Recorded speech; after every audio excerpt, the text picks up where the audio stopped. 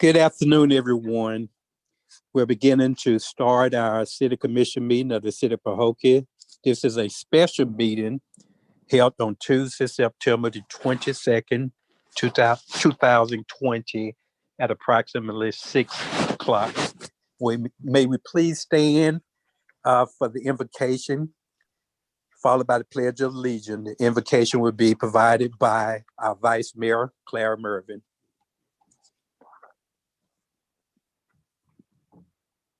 Good evening. Let us pray. God, creator of all things, heaven and earth. God, I want to thank you, God, for this day, God, for this is the day that you have made, and we shall rejoice and be glad in this day.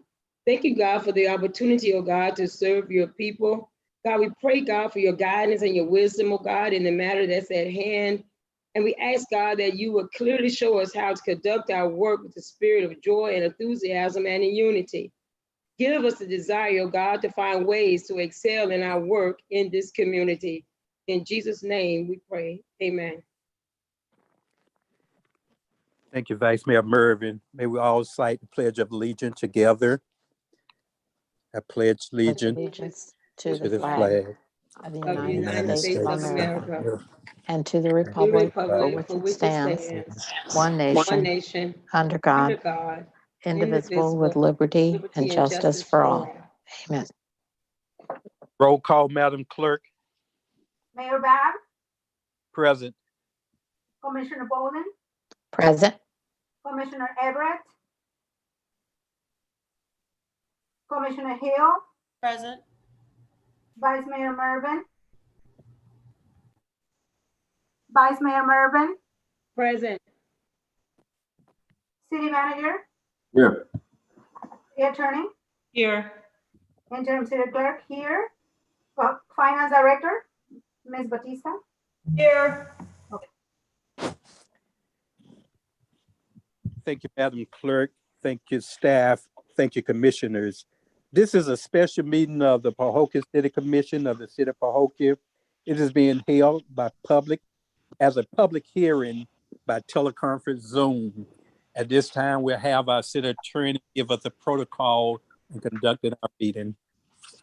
Yes, Mr. Mayor, pursuant to Executive Order number 20-69 and as amended and issued by the Office of Governor Ron DeSantis on March the 20th, 2020, municipalities may conduct meetings of their governing boards without having a quorum of its members present physically or at any specific location and utilizing communications media technologies such as telephonic or video conferencing as provided by Section 120.545B2 Florida statutes. The members of the City Commission appearing remotely for this meeting are Commissioner Boland, Commissioner Hill, Vice Mayor Mervin, and Mayor Babb. Members of the City Commission, this is a virtual meeting, and when you are not speaking, please mute your Zoom button so that we have the highest quality sound and can produce an accurate record. Please indicate that you desire to speak, and the mayor will recognize you. This meeting, the public will be given an opportunity to speak at this meeting, and any comments will be read into the record, or you will hear them in another appropriate form. Commissioners, are you comfortable with the notice provisions that have been set forth for this virtual meeting? Yes. Yes. Having heard yes, Mr. Mayor, I'll turn it back over to you. Thank you. Thank you, Madam City Attorney. At this time, I'm going to open a public hearing. The first item is our millage for the fiscal year 2020-2021. At this time, City Clerk, did we receive any public comments pertaining to the millage? No, sir. Thank you, ma'am. At this time, having no comments being read or heard, I will close the public. Yes. City Commission. Mayor Babb, I just want to let you know, pardon the interruption, that I am present. Something was up with my device. I saw that you all were talking from the icon, Right. but I couldn't hear anything. Okay, thank you, sir. But I am here. All right. Thank you. City Clerk, please note that Commissioner Everett is present for our meeting and the times. Thank Noted. you. You're welcome. At this time, we're going to close the public hearing since we didn't have any comments to read. We're going to start by having our city manager give us an explanation of our first topic, which is the final millage for the fiscal year 2020-21, resolution 2020-24. Mr. Mayor, would you like for me to read the Yes, resolution? yes, ma'am. The Yes, thank resolution you. of the City Commission of the City of Pahokee, Florida, adopting a final millage for the fiscal year commencing October 1, 2020 through September 30th, 2021, pursuant to Section 200.065 Florida statutes, computing the rollback rate, providing for adoption of representations, providing for instructions to the city manager, providing for an effective date. Thank you, Madam City Attorney. At this time, we'll have our city manager give us an explanation along with the financial director if needed. Good evening, Mayor Commission. This is our final millage for the 2020-2021 fiscal year. The millage is 6.5419 per 1,000 taxable property value within the city of Pahokee. This is your taxing value for property taxes here in the city of Pahokee on property for the fiscal year 2020-21.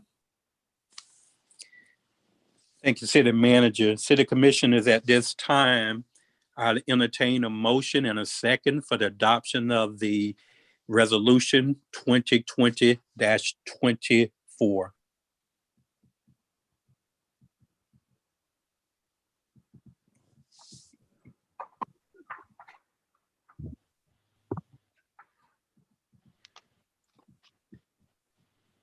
Commissioners, before we can discuss and approve our resolution, we need to have a motion and a second. What was the motion again? I'd like to make a motion. The motion was the adoption of resolution 2020-24, our final millage for fiscal year 2020-21. I'd like to make a motion that we adopt resolution -20-24. I second. Thank you. It has been moved by Commissioner Hill and properly seconded by Vice Mayor Mervin for the adoption of resolution 2020-24. Call for questions. Any question on the resolution? Hearing none. Are you ready for a vote? Roll call, Madam Clerk. Commissioner Hill, Yes. Vice Mayor Mervin, Yes. Commissioner Boland, Yes. Commissioner Everett, Yes. Mayor Bab, Yes. Thank you, Madam Clerk. Thank you, Commissioners. Resolution 2020-24 passes by unanimous vote. Now we'll move to our second item on our agenda, which is the final budget for fiscal year 2020-21. It's resolution 2020-25. At this time, I would open a public hearing for a final budget. City Clerk, did we receive any comments cards in reference to our resolution 2020-25? no, Mr. Mayor. Thank you, ma'am. At this time, I will close the public hearing and we'll move to the resolution 2020-25. City Attorney, could you please read the resolution into the record for us?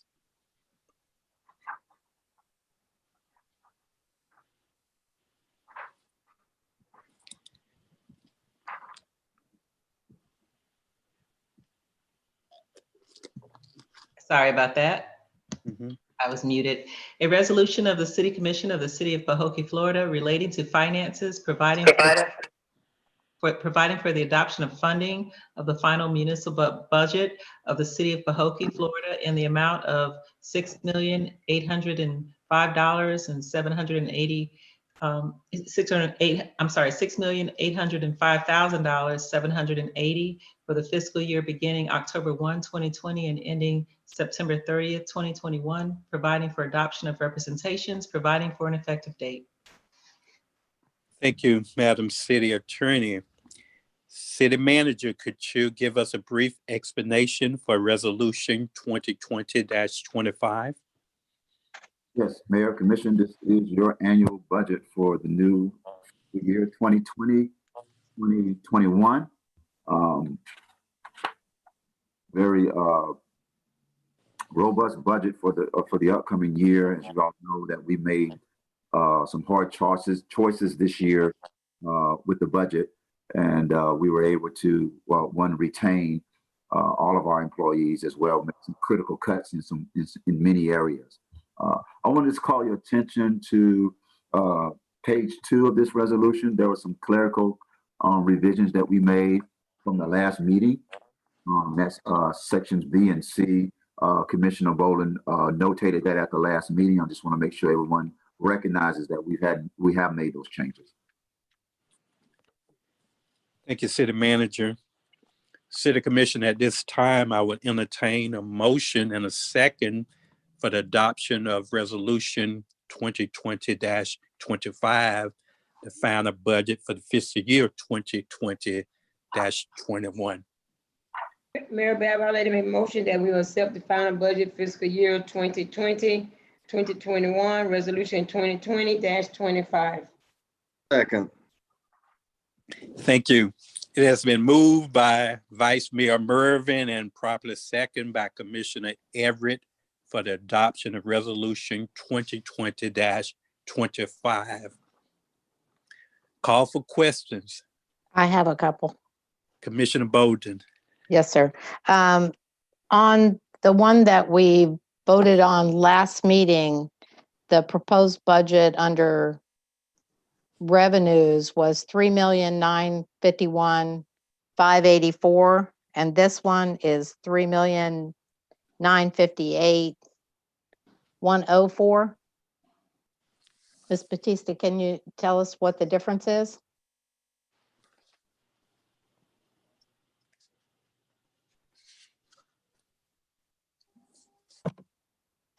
I'm not sure exactly what the difference is, but it could be in the insurance. We received the insurance numbers right before the approval of this budget.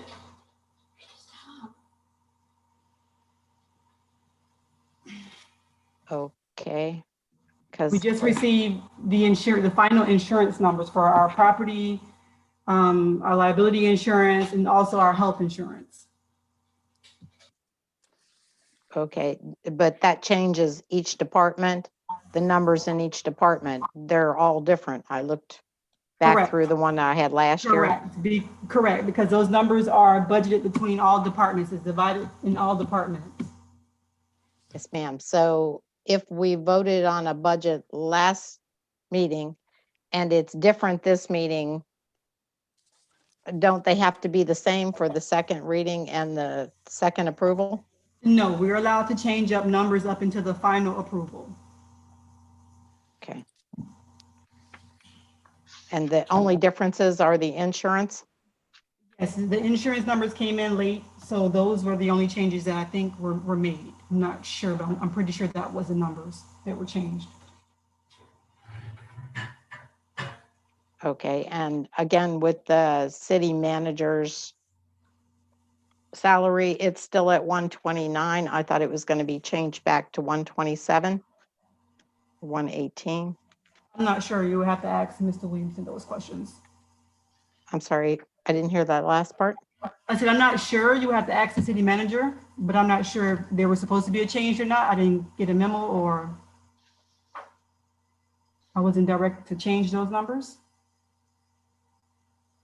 Commissioner Bolden, I believe what's going to occur if a raise is not approved for the city manager, then we would have an amendment later to our budget to reflect that.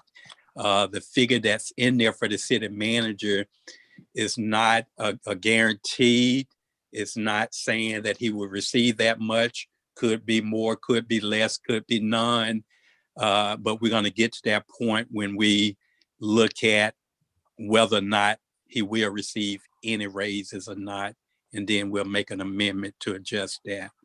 But it doesn't dictate that he's going to be receiving that amount, but he can get up to that based on the budget.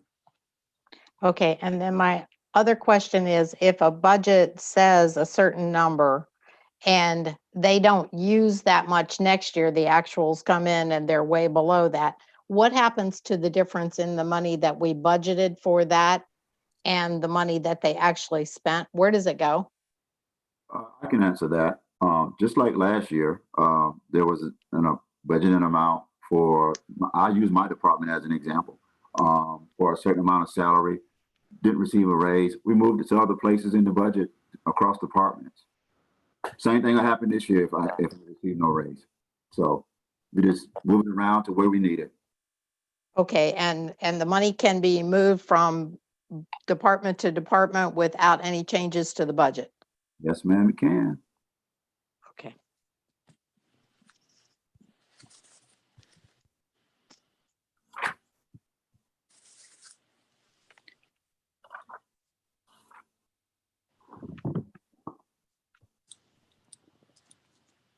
In additional question, Commissioner Bowden? Oh, no, sir, I'm sorry. Thank you, ma'am. I do have one or two. I really wanted us to look and consider raises for our employees. I know this is a lean year, all years are, but for the last 2 to 3 years, I believe they hadn't received any type of raises other than maybe 1 or 2 employees. They have received a bonuses at the end of the year when there's funds available, but I wanted us at some point to closer look at this budget to see if it can be amended somewhere to include employee raises, even a cost of living raise. Belglade this year given at least 2.5%. I think South Bay is doing something similar. I would hate to have trained staff and they seek employment at another city because of low wages. So that's something we may not be able to do right at this point, but I strongly encourage staff to look at that to see if possible that can be done. And also if we are considering end of the year bonuses in lieu of raises, that should also be factored into our budget so we can account for that. That's just a consideration for staff to really take a look at, and the commission would consider to propose if it brought back to us. Mr. Mayor, if I may. Yes, ma'am.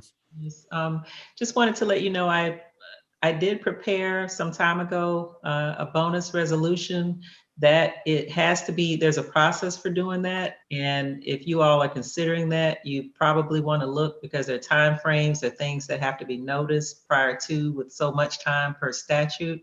So the manager does have that, but if you were considering it and for what, and I don't have the statute in front of me and somehow we've blown that, I just want you to know that that was prepared a while ago and the manager can, talk through it and his rationale or whatever, but I just, I wanted the record to be clear that there is a process for that you all have to adhere to. You can't just give bonuses.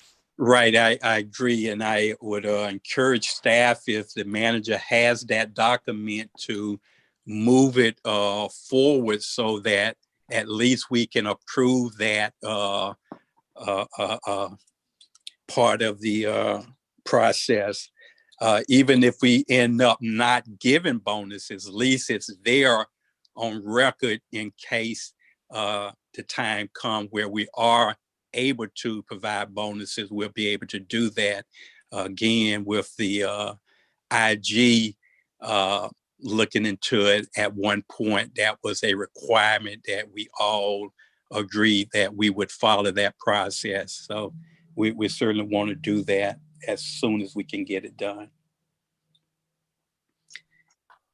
You have anything on that, city manager, as far as comments and input of the document that you have, and when would that be put forward to the city commission for approval? I don't know if you was waiting to see if there was actually anything left to actually provide for employees, but even if that's the case, I think it would be wise to at least have it approved and then work on finding the means of providing the bonuses if it's available at the end of the year.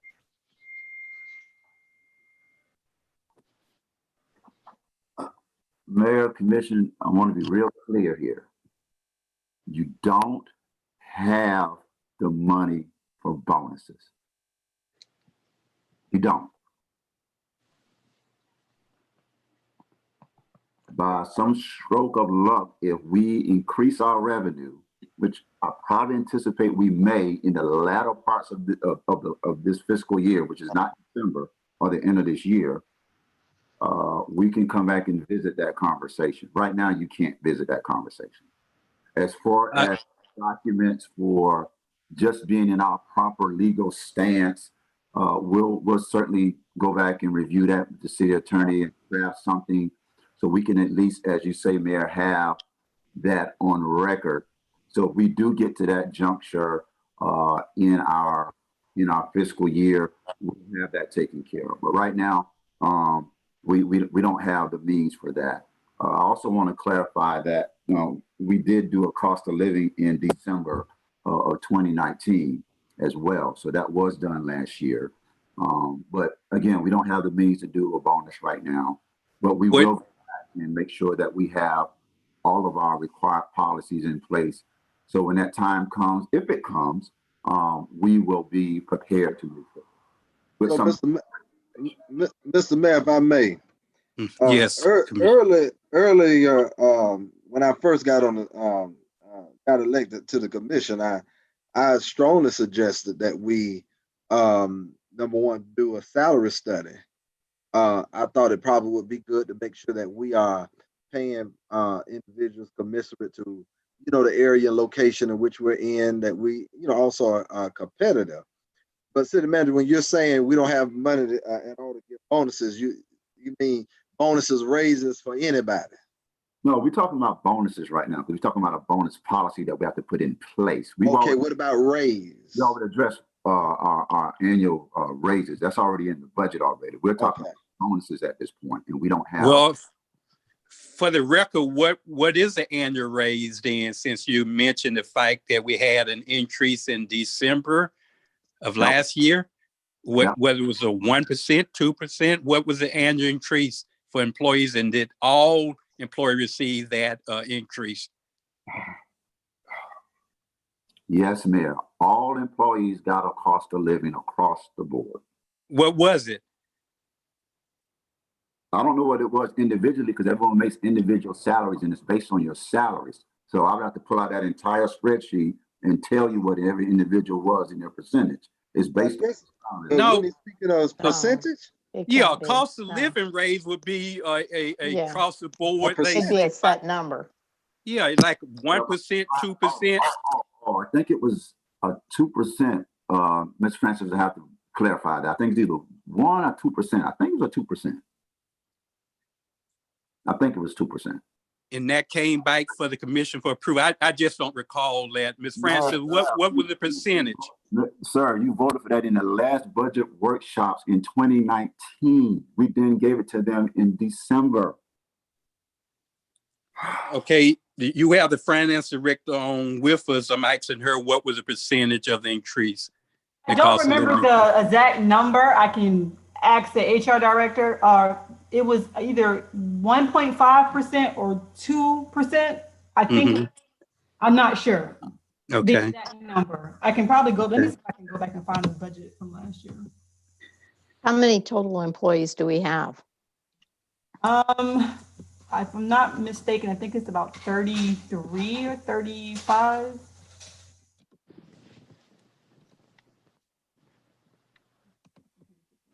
So if we can still make changes to the budget, couldn't we take the money the extra money that's in the city manager's budget and divide that amongst the city employees for a percentage of a raise? No, you can't do that right now Why not? because it's a proposed budget for that department, Commissioner Bowling. No, let's be rational here. But Because they this just is a said we final- could make this is a final changes. budget. No, never mind. I can't. I'm just trying to figure out a way to help the people get a raise. We've had these conversations, Commission. Now, we have a very lean budget. We went through this through 2 workshops, and we all agreed. Now, we can't get at the last hour and say, well, let's make some major changes here because we don't have the money for it. But we Mr. do. Wilson, now, Mr. Wilson, Okay. I'm just gonna say this because I done sat through many meetings where we've had conversations where people have been condescending. And I was just hoping tonight that I was gonna come to a meeting and that doesn't take place. Now, we reserve the right, and this is respectfully, we know any person on this commission reserve the right as the gatekeepers of this city and ultimately as your supervisor to ask questions, whether it's the first day of a budget meeting or if it's the last day of a budget meeting. And while in considering not only you, but in considering the other 35 employees that we have, just like we want to, be generous and fair to you, I think it was kind of the matter, want to be generous and kind, not only to you, but the employees that work to make this city operate as well. Commissioner Everett, we are not talking about salary right now. We're talking about where we would find the money for bonuses. And we also have some very— No, sir, I wasn't. I was talking about salary. Well, we're talking about bonuses because salaries have already been assisted into the budget for the year. We were talking about bonuses, and that's why the city attorney was discussing the bonus policy. Yes, You sir, don't- I understand that. And we Okay. have to put in place a policy. I understood all of that. What my suggestion was that if we had 35 employees and we split up X number of dollars amongst the 35, if it was 1% of whatever cost of living, 2%, would that cover it? I don't know. Sitting here today in the final budget, passes of this budget, I can't tell you that. I was asking Ms. Batista. She's the finance director. Commissioner Bowling, can you repeat that question for me, please? Yes, ma'am. If the difference of what we were talking about in the city manager's budget, if we're allowed to move money amongst the budgets, which is what you said we could do, then my suggestion was that we take that, I think it was $11,000. And if we divide it amongst the 30-some employees, would that give a percentage, say a 1% increase to them, or would that cover it, or it wouldn't cover it? Okay, we can always amend the budget anytime you want. So, I mean, I can go back and see what the percentage will actually be based on, my computer just shut down, give me 1 second, based on what we calculated the total salaries would be for the year. Mm-hmm. But during the year, we can always amend the budget. It's not set in stone. Yes, ma'am, I understand that, but since we were having this discussion now, I guess that was my question, is if that's someplace we may be able to get the money. It's possible. You can always move money around. You can amend the budget as many times as you want during the year. So if that's what you want to do going forward, if you see there's money available from one department that you want to move around, we're allowed to do that. We just have to come back and we can amend the budget if you want to take it through the whole city hall, or all of the departments, I'm sorry. But I'm saying, I guess my whole point, whether tomato, whether you're talking about bonuses or raises, I don't want anyone to think I don't know the difference between either one. Only point that I'm making is, I know that you as the city manager and you finance director, no way you were prepared to give us accurate numbers or figures as to say we can do this or do that all in one night. I think what the mayor was saying, and I think the conversation got taken in left field. I guess what I understood the mayor to say was simply this: if possible, he noticed as the mayor and working with the other tri-city mayors, possibly conversations were had. Belglade giving their employees a raise, South Bay giving their employees a raise. Don't want, I guess, as the mayor, he doesn't want our city to be the only outlier out there who's not, giving their employees a raise. We know you can't pull blood out of a turnip. If it's not there, it's not there. And I think all the mayor was suggesting, and forgive me if I'm speaking for you, is No, not to you're make fine. any decision tonight, or for you all to pull rabbits out the hat to say, oh, well, we can give the people 2.5%. Make a concerted effort. If it can happen, make a concerted effort to give the employees either a raise or bonus or both, however it could be worked out, if at all possible. But to me, the way it sounded, I mean, the conversation just went in left field. I'm not saying take from this person or that person, or take from this department or that department. My thing is, if you can make it happen for the 35 persons that help make this city run, then I understood the matter say, let's see if we can make it happen. Correct. Well spoken, Commissioner. Mayor Bab, if I say, there's a saying to say, where there's a will, there's a way. So you just have to look deep inside yourself and just find a way to make it happen. Right. Mr. Mayor, could we instruct staff to look into it and bring it back to the next meeting to see if there isn't any ability to do that? Yes. By law, we have to pass this budget tonight because it's Oh, advertised. I understand that, but you said we could amend the budget. No, what I'm saying is over time, because right now you don't have it. I don't even have to go and look tomorrow. I said earlier, and I'm harking on what Commissioner Everett said. Over time, if our revenue by chance increases, that means revenue coming in increases, we will certainly come back and have this conversation. Now, do I anticipate it increasing? Yes. I don't want to tell you where those increases are coming from because I don't want to get ahead of myself. But when those increases do occur in revenue, we certainly will bring this conversation back for approval. Right now, as the city attorney has mentioned, I need to ensure that I have a bonus policy in place, and that'll be my first actions moving forward. But until we get assurance that we have increased revenue, we would have that conversation. And I think we will. I just don't know what time of the year that would be. It may not be December. It could possibly be March. It could possibly be January. I don't know exactly when our revenue shorts will end. We don't know that yet, but we do feel that our revenue will increase beyond what we've already will approve tonight. We feel we'll get some revenue coming in some other resources that we feel will occur for the city of Pahokee. When that happens, that would be one of our first actions, is to come back and address bonuses. So I hear you. We're on the same page. So I don't want us to get off the same page, but we're all on the same page. I just want everyone to know that when we look at revenue and expenditures, it has to equal out. And right now, when that new revenue comes in, that's when we can have that conversation. And we definitely will have it. So I hear the mayor and everyone else.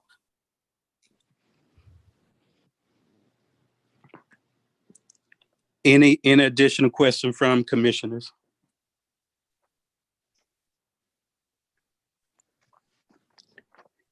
Hearing none, are you ready for a vote? Roll call, Madam Clerk.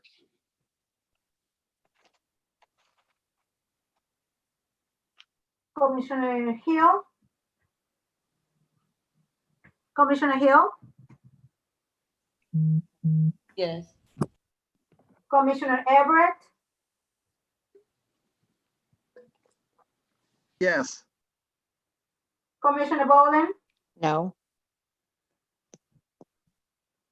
Vice Mayor Mervin, Yes. Mayor Bab. Yes. Thank you, Madam Clerk. Thank you, Commissioners. Resolution 2020-25 passes by a majority of 4-1 vote. Yeah, if I can, time, because I know we have, she was just in for the budget, but I wanted to take an opportunity to thank the department publicly because they have labored over this budget for the new fiscal year. It's not easy when you're facing major shortfalls across the board from the state level to the county level to the local level. So she worked many nights on this budget trying to make it work. And I just want to take an opportunity to thank her and her department. Believe it or not, Ms. Polanco, she used to work in the finance department. So this time of year, she does double duty there. She'll fall back and she'll help the finance department pull the budget together. So I wanted to take an opportunity to thank all of her staff, specifically Ms. Polanco and Ms. Francis, because it's not easy trying to balance a budget when you're facing some of the challenges that all cities are facing. So I just want to take this time to thank them. It's not easy. That's all I can say. This year was a difficult year for them working on the budget, but they did a good job. So I want to thank them publicly. Okay, thank you. You're welcome. You're welcome.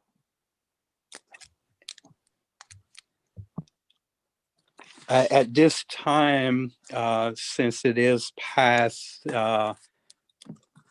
6:30, we're gonna move into our adjournment and immediately start our regular commission meeting. But due to the fact that we won't be having commissioner comments, I would entertain a motion at this time for the adjournment of our special meeting. So move, Mayor. Second. It is moved by Vice Mayor Mervin and properly second by Commissioner Bolden that we adjourn our special meeting at this time. Call for questions. Hearing none. Are you ready for a vote? Roll call, Madam Clerk. Excuse me, it was moved by Commissioner Hill. Commissioner Mervin, Vice Mayor Mervin, and second by Commissioner Bolden. Thank you. Vice Mayor Mervin, Yes. Commissioner Boland, Yes. Commissioner Everett, Yes. Commissioner Hill, Yes. Mayor Bab. Yes. At the adjournment, we're going to take a 60-second break and go right into our regular commission meeting. This meeting is now adjourned, our special meeting.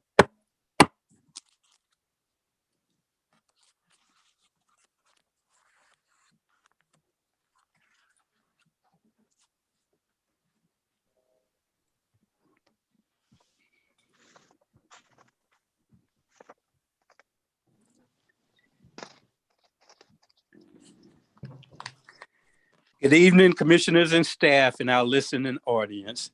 At this time, as mayor, I will call our regular commission meeting of Tuesday, September the 22nd, 2020 to order at 6:38 p.m.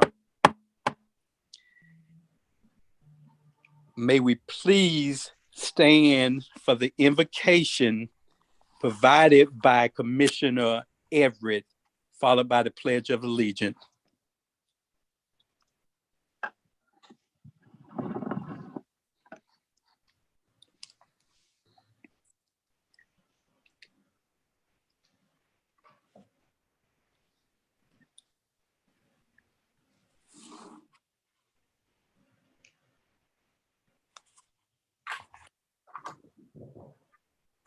Commissioner Everett, are you there? Yes. Could you provide the invocation? Shall we pray? Father in heaven, we thank you for this day. We thank you for this opportunity to meet. And Father, we pray that you will guide our efforts. that we may make decisions that's in the best interest of this city. We ask it all in your son, Jesus' name. Amen. Amen. May we all recite the Pledge of Allegiance together. I pledge Pledge allegiance allegiance to the to the flag flag of the of United the of States United of States of America America, and to the republic and to the for which it republic for stands, which it stands, one nation, nation, under God, under God, indivisible, with liberty and justice for all. for all. Amen.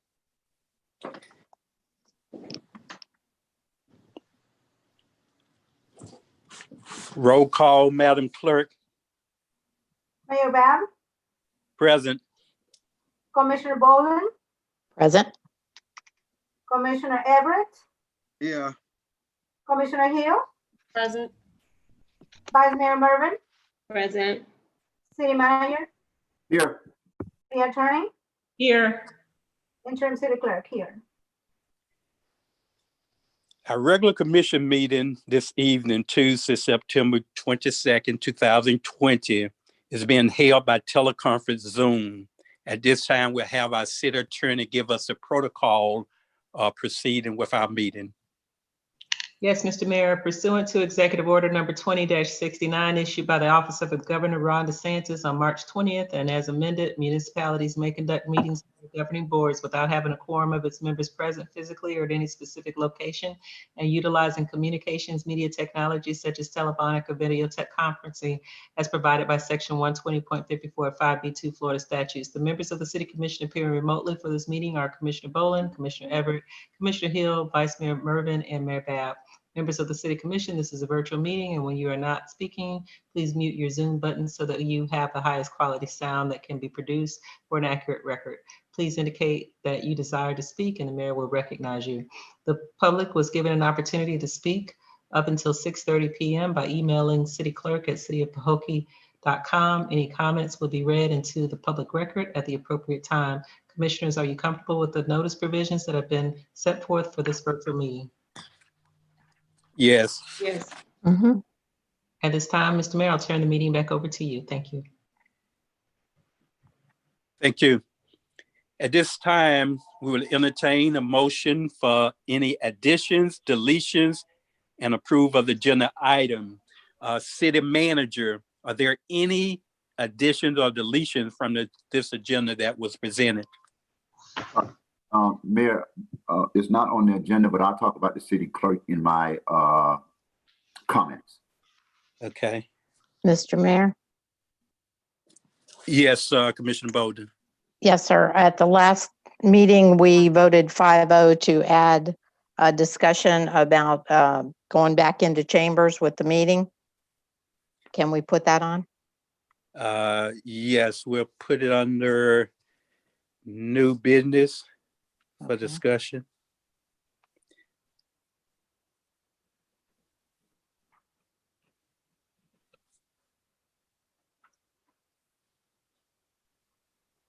Thank you.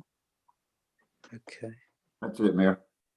Okay, and also at the last meeting, Commissioner Everett had suggested that we discuss the city manager contract.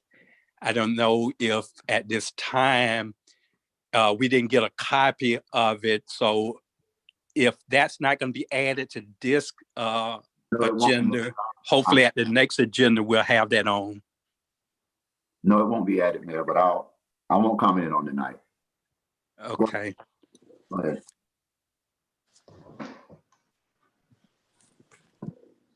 Commissioners, haven't had the add-on of the discussion of having our meeting back at our city chambers. Are there any additions from the commission? Hearing none, I would entertain a motion for the approval of our agenda item with the one add-on being the discussion of the meeting being held back at the chamber. Can I say something? Yes, yes, sir. Mayor, city manager and I had a brief conversation. Mm-hmm. But my question is, we did vote for the subject of the contract to come back on the agenda. I do have a question for the city attorney. When we earlier this year, and not the city attorney, but city to the mayor, when we discussed or had conversations regarding the city manager's contract, we discussed the raise, but we never finished the conversation about the contract. And we've had conversations. One, you were saying it rolled over. No, one was say, one conversation said it just rolls over. You other thought that it ends. And he was working. The city manager was working without a contract, and when and I understand we've had a lot of conversations that all eyes on the city manager. I understand we've had conversations about IG reports and all of that. But business is still business as far as I'm concerned. And one of the things I would like to say, regardless of the attention that our city has received, some of it, in my opinion, was unwarranted because of backstories, and we don't want to talk about backstories and why some of the things happen the way they happen. And I'm not going to get into that lest it goes there. But my thing is business. We made a decision to put it on to the agenda. And one reason is we never finished the conversation. And I think we need to move forward, whether I'm here or anyone else, to say I think we need to do better. Even though it wasn't agreed on the amount that was presented, there still was a contract that we needed to discuss. And I think, we need to do better at the business that we do, we handle, we transact. And if there's no need to discuss and present additions on the agenda if we're not going to go by it. Business is still business, and we need to discuss it and come to some resolve if we can legally, and it not just be conversations that are left out in the open and never officially resolved. Now that's just my position. Now if I get outvoted, if you as the mayor and others don't feel like we need to go forward, I think I have to bow down to that. But business, in my opinion, business is still business, and the contract was left open. I agree. There was no resolution to it. I agree, Commissioner Everett. We did voted on that at our last commission meeting to have that added as a future agenda item. Since it's not on this agenda, I would suggest and recommend that our city manager add it to our next agenda, provide us with the current contract that currently is open, that we can discuss that and finalize that. So at our next commission meeting, that should be part of our agenda. If that's the case, let's back up and get in our proper legal perspective then. Mm-hmm. The last conversation we had on this was last year, and it didn't really go anywhere. Since that time, that annual evaluation year has expired. The HR manager then sent a new evaluation for the former year, which no one has responded to as of yet. And it's due every April. So we haven't even done an evaluation yet for the former year. The discussion you're trying to have is for the previous performance year. And that evaluation, which now has expired, which that's water under the bridge. But we have yet to even do an evaluation for the previous year. We did. Oh, we did. Okay. We did an evaluation. What are you talking about for 2019? Cause we in 2020. We did it for the 2018, 2019. No, we did one. No, 'cause I didn't do the one in 2018 because I had just recently got elected. But we did one for 20. I know I did one when it was given to me. Now I know if we're gonna have conversation and have some truthful dialogue, we were held up because we were informed that there was a commissioner that did not turn it in. That was for the previous year. That year is not expired. And you're saying that's for 2018, 2019. Okay, even if that's the case, city manager, and I'm not saying it is, but it may be, even if there wasn't an evaluation done last year, that don't stop the discussion as far as your contract is concerned. The item that we're speaking on is, it was voted by this commission to add your contract discussion onto the agenda. So regardless whether or not. I haven't had any discussions with the city attorney about a new contract. I had a conversation one-on-one with Commissioner Everett. I expressed where I was with a new contract. To be frank and real honest,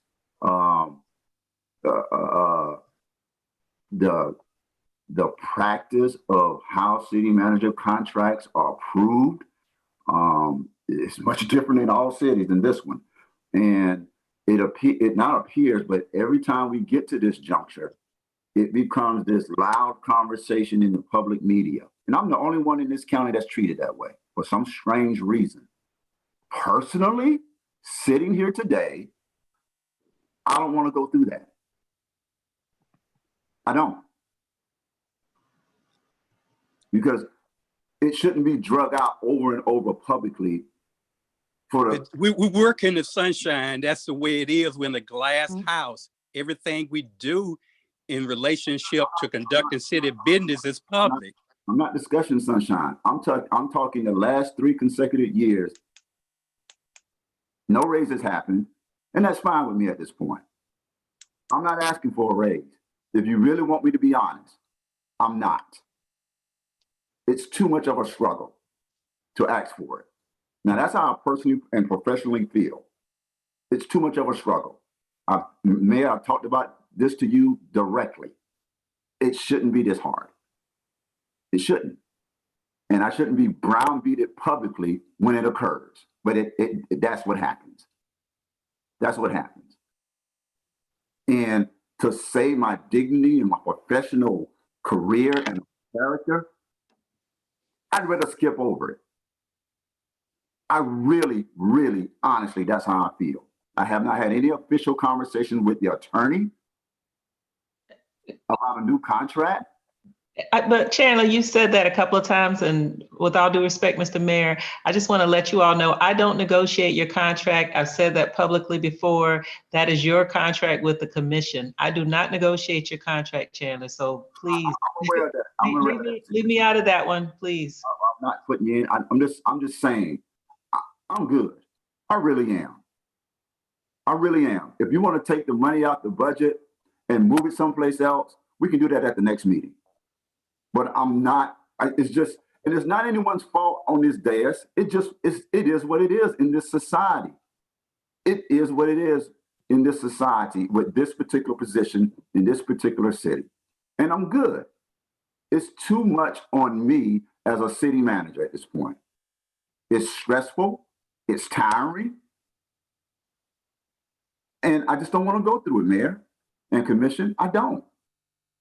I enjoy my job. I enjoy the city. I enjoy being your city manager, but I don't want it.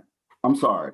And I know we're at the beginning of the meeting, but I don't want it, Mayor, Commission. I don't. I don't want to raise. But I'm gonna go on the record to say that it's more that encompasses a contract than just a raise. And if we're not going to respect the integrity of that document that garnered so much opposition about, and part of that was mentioning items that we want on the agenda when they are voted on, and are asked to be on the agenda. I think we need to stick to the integrity of the process because it works. Just like we're having conversations in our nation about people sticking to the integrity of documents. So all I'm saying is this: whatever the majority rolls with, I'm not going to try to stage a solo a solo crusade to isolate myself from you all and say that you all did a bad job and whatever decision you make. I'm not going to do that. But what I am going to say, I'll roll with the majority, but I want the record to reflect that I'm not in agreement with it because business is business, and we left that conversation open. Now, I don't have paper in front of me, but to say that, you know, as I recall, we had a conversation last year, but the conversation dropped off when we could not agree on numbers. So I'm just gonna go on the record to say I don't agree with it. I hear what you're saying, Mr. Williamson.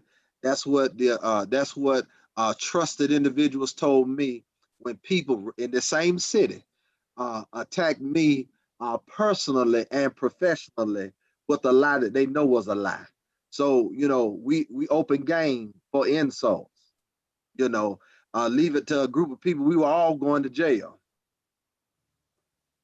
But that hasn't happened. So, and I'm not going to go and take that conversation any further. But I'm just saying business is business. It'll be on the next agenda, Mayor, Commission. But I want to just make that clear. But it'll be on the next agenda. I appreciate your comments, Commissioner Everett. Okay, we will move on. We'll have that on our next agenda, the city manager contract.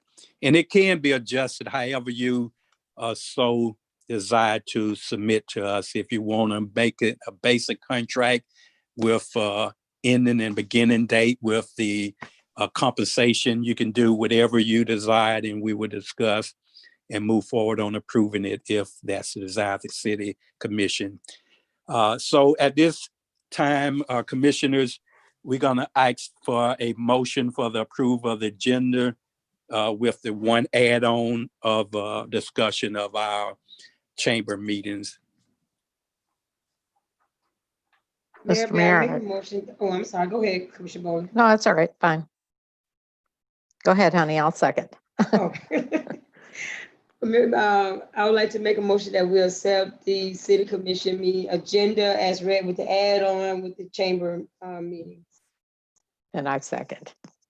It has been moved by Vice Mayor Mervin and properly second by Commissioner Bolden for the approval of our agenda as presented with the add-on of the discussion of our returning our meeting back to the chamber. Call for questions. Hearing none, are you ready for a vote? Roll call, Madam Clerk. Vice Mayor Mervin?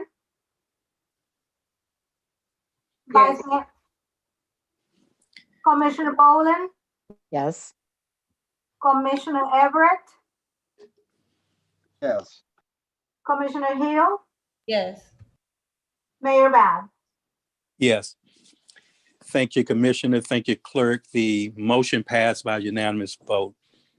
Now we'll move to our citizen comments, public service announcements, all items on the agenda, 3 minutes being read by city clerk if there are any. City clerk, at this time, have you received any public service comment cards? Yes, Mr. Mayor, I received one comment card from Juan Gonzalez. You may read it at this time into the minutes. I, Juan Gonzalez of Pahokee, would like this comment to be read into the record for the meeting on September 22nd, 2020, in reference to the hospital building at 200 Barfield Highway. I'd like to know the following as a concerned citizen of Pahokee pertaining to the asbestos and lead found within the building. When were the first and last surveys done? What company did the surveys? What company did the cleaning and what precautions did they take to remove the asbestos and lead? When did they remove the asbestos and lead and how long was the process? If the surveyor found asbestos and lead in the building, where the neighbors and medical facilities warned about the possibility of breathing in contaminated air? If not, so the citizens get a copy of all the companies and officials who were involved in this cleanup project. Thanks in advance. And that's the end of the comments. Thank you, Madam Clerk. Are there any additional comments? Mayor, No, sir. That is the only comment, Mr. Mayor. Mayor, Lieutenant Cohen wanted to chime in at this moment if he possibly can. I think he has another appointment, but he wanted to update us on some traffic issues occurring in Pahokee, specifically with tractor trailers. Thank you. Lieutenant, Yeah, good evening, Mayor. good evening. You have the floor, sir. Good evening, Mayor, City Manager, City Commission, City of Pahokee residents that are listening. I'm honored to be here in this commission meeting today with you to go over this, the City of Pahokee Truck Route Initiative, Traffic Initiative. Let me say this. I've taken the seat now for the past month and a half, almost 2 months, and every day, Manager Chandler and I have discussed issues concerning the City of Pahokee, ways we can work together, ideas that we can come up with, initiatives, and we focus on what's best for every citizen of Pahokee.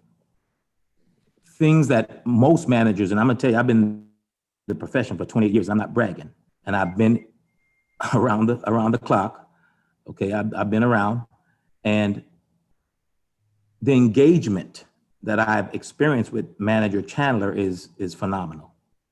And I pass it on not only to my district captain, I pass it on to the colonel, and I pass it on to the major. I want to say the captain, the major, and the colonel. This past Thursday, Manager Chandler gave me a phone call and he told me that they opened up the road, which we're aware of, and the trucks were coming in aggressively through the City of Pahokee. He took out the time to meet me at Bacon Point Road and Main Street, and we came up with ideas together, joint shared ideas to how we can address an ongoing problem. And we all know this truck problem has been an ongoing problem for years. We all know that. And we try to think outside the box in ways that we can do things differently to get the attention of these truckers so we can get compliance. Well, that's what we did. We put our heads together as a team, as public servants who care about the City of Pahokee, who cares about, the safety and the quality of life of everybody, especially the city, to get something done. I want every single commissioner, manager, mayor, and everyone to take a look at the lights, the Christmas lights, I call them, that are traffic stops that are being made on the truckers on Main Street that are coming down through your city. And I put a lot of boots on the ground in the past 2 weeks, guys. I'm bored. I put a lot of boots on the ground. I've even brought in additional resources from the coast. Yes, I have. I've got in touch with Florida Highway Patrol to assist with this. We've printed up flyers. I sent it to Mr. Chandler, the flyer that I printed up, and we put them at the truck stops. We put them at the convenience stores. We are educating the truckers as well. We're giving them the route. This is the route you will take. Otherwise, you will be cited. I've instructed my personnel the first couple of days, we're going to do some verbal warnings, written warnings. Henceforth, citations. Oh, they're getting some tickets. And it's coming straight to me. The stats are coming to me every day. And I have forwarded them on to Manager Chandler. We are working together as a team, and I like that. The dialogue is important. The communication is significant to getting the job done. Mr. Chandler, thank you for your partnership. Thank you for working with me. And Commissioner, Mayor, we will continue to address that truck route issue. That's one of my projects. We have a lot of initiatives going on right now, a burglary initiative that in your city that I've spoken to Mr. Chandler about, the vehicle burglaries that we have going on. We have suspect leads that we're going to be making some arrests here very, very shortly. And we also have the ATVs and the dirt bikes that are also terrorizing your city. Mr. Chandler and I have been working cohesively together on these projects and these initiatives with ideas. We want to educate. We don't want to dig into those pockets of citizens either. We want to educate them, okay? And take actions as necessary, as deemed necessary for the quality of life of everybody, okay? That's the partnership. That's what we need. And thank you, Commission. Thank you, Mayor. Thank you, Manager Chandler, for giving me this opportunity to address an ongoing problem within the city of Pahokee. And I would also ask that I like the partnership that's with the food distribution that are going on in the city of Pahokee. I know several commissioners also initiate and they host that. We also have the food distribution that goes on at MLK Park. All I ask is please give me heads up ahead of time, if not the day before, the day of, that you're gonna have the food distribution. Give me heads up, send me an email. Everyone should have my phone number, my email address. Give me heads up way ahead of time in the planning stages so I can get personnel there to assist. We like helping you guys out. We love it. The deputies like it. I'm trying to change the morale, even with my personnel, from what was here before and what I'm doing now to get us all to work together. And I want my deputies to come to work every day feeling good and but doing the right thing. Doing the right thing for the citizens of the Tri-Cities, okay? And the personal communication skills we're working on engagement, we're working on addressing the issues, but more importantly, the better the quality of life for the cities that we are sworn to serve. And we need your help. We need your cooperation. We need your partnership. Mr. Chandler, I can't say it more than enough. You've been doing an excellent job. We've been keeping in touch and working together and with ideas and everything, and I appreciate it. Thank you very much. Board, thank you very much for your time. I really appreciate it. Thank you, Lieutenant. I'll stand by for any questions you have. I'll stand by for any questions you may have. Thank you, sir. And thank you so much, Lieutenant, everything that you're doing and your officers to assist Pahokee in reducing our crime rate and just making our city a better place to live. City Commissioners, any question for Lieutenant? I don't have a question, Mayor, but I do want to commend Lieutenant Cohen. I have noticed the Christmas lights, as you call them, in the city, and I do see a change because if you notice in front of the Town Center Cafe, sorry, where the road now is splitting because of a lot of the big trucks traffic. So I just want to say thank you, and I have noticed the difference, and thank you for coming and keeping us safe here in the city of Pahokee. I will be deploying and keep it quiet, Commission and management and Mayor, I will be deploying a vehicle near that restaurant. It's a public meeting now. I will be deploying a vehicle in that area to kind of deter and kind of give them, hey, heads up that, you know, it kind of deters any unlawful or any traffic violators, et cetera, et cetera. So I will be deploying that within the next couple of days. And I want to ditto what Commissioner Mervin stated, and thank you for your efforts. But I also want to say it's a public meeting, so if it does get out that you're deploying the vehicle, I don't want you to think that we disobeyed your orders by sharing. Well, guess what? Because it's being aired live. Well, let's put it out then. It's coming. Okay. Respectfully. All right. Thanks so much, Lieutenant. Thank you. Thank you all very much. Thank you for your partnership. Appreciate you. Okay, now. Thank you. Okay, Commissioners, we're going to move on. Next agenda item is approval. We don't have an approval of minutes. Consent agenda. We got 2 items on there. Palm Beach County Neighborhood Oversight Committee and the EPA check refund. If there are no objection, we would vote on both of these items at one time unless one commissioner or the majority want one of the items pulled for discussion. Excuse me, but I wanted to discuss the Brownsfield, and I had a comment about the memorandum. We're referring to item 1 or 2 on the agenda. I'm so sorry. Item 1, I had a comment, and I have a question about item 2. Oh, okay. So are you requesting both items be pulled for discussion, or? Yes, sir, just please. Okay. Yes, sir.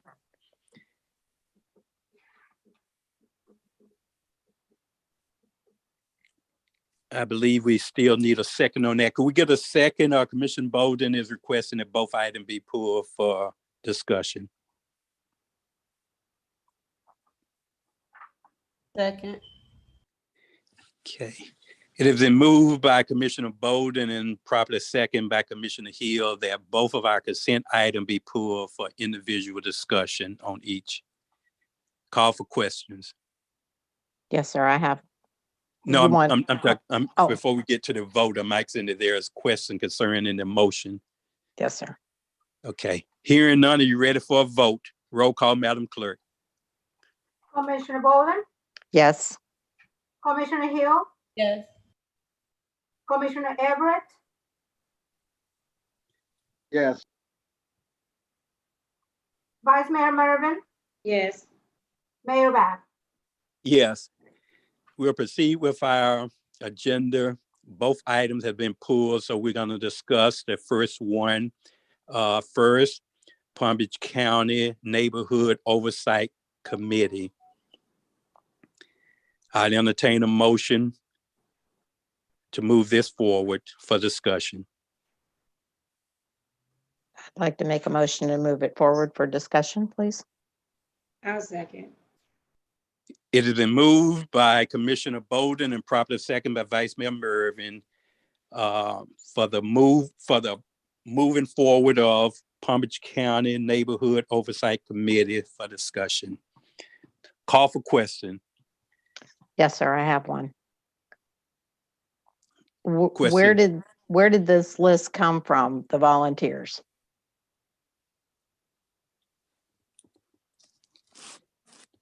The list originally came from Palm Beach County doing their meeting to the public.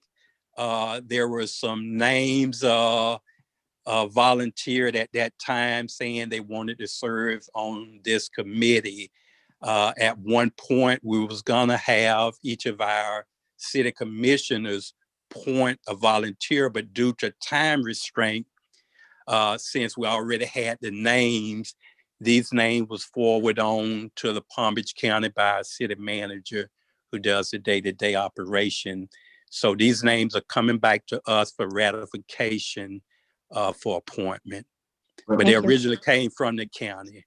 Mayor, actually, you don't have to ratify this because this is not a city committee. What the county was asking is that the city would assist them in finding members for their committee. And will we provide them those names? When they sent that, they also had a list of names from a previous meeting that showed interest. We reached out to those folks, and the list that you have today are the folks that wanted to serve on that Palm Beach County committee. This is not a city committee that we needed to put out a application for a committee like we typically do. We were searching for members for their committee for Palm Beach County. This is not a committee that will be facilitated by the city. It's facilitated by the county and their representatives, but they were looking for volunteers to serve on it from the Western communities. And that's where that, as the mayor said, that's where that list of names came from. Now, had it been a committee that we created, we would have officially put out our application for responses in an application process for volunteers. But we were just assisting the county in finding their volunteers for their committee. I mean, if you want to vote on it, that's fine, but you know, you don't really have to. Yeah, I think the proper thing would be to at least Yeah. vote on it for approval, since it's coming from the city. Right. I just want to make that distinction that it's not a city committee. It's a Palm Beach County committee, and they were requesting that we find volunteers for it. I guess my question might be is, if we had to vote on anything that had to do with that non-congregate living, then would Vice Mayor have to recuse herself because she's on this committee, or it would be okay, or? We can I don't ask see- the city attorney just for clarification on that. Yes, sir. City attorney, did you hear the question, since Vice Mayor Mervin is being on that committee, whether or not she needs to excuse herself when we vote on this item? Okay, is this a committee that she is on dealing with her work or her job? No. Okay, no, sir. If she doesn't have a financial interest in the committee or a conflict in terms of a family member being employed by that entity, whatever it is, there's no need to recuse herself. Thank you, ma'am. Mayor Bab, if you remember in the last discussion when they had the appointment, I think it was in the last commission meeting, you read that it's not breaking the sunshine law. It doesn't have anything to do whether you're an elected official or not. Right. Okay. In additional questions? Hearing none, we'll move to no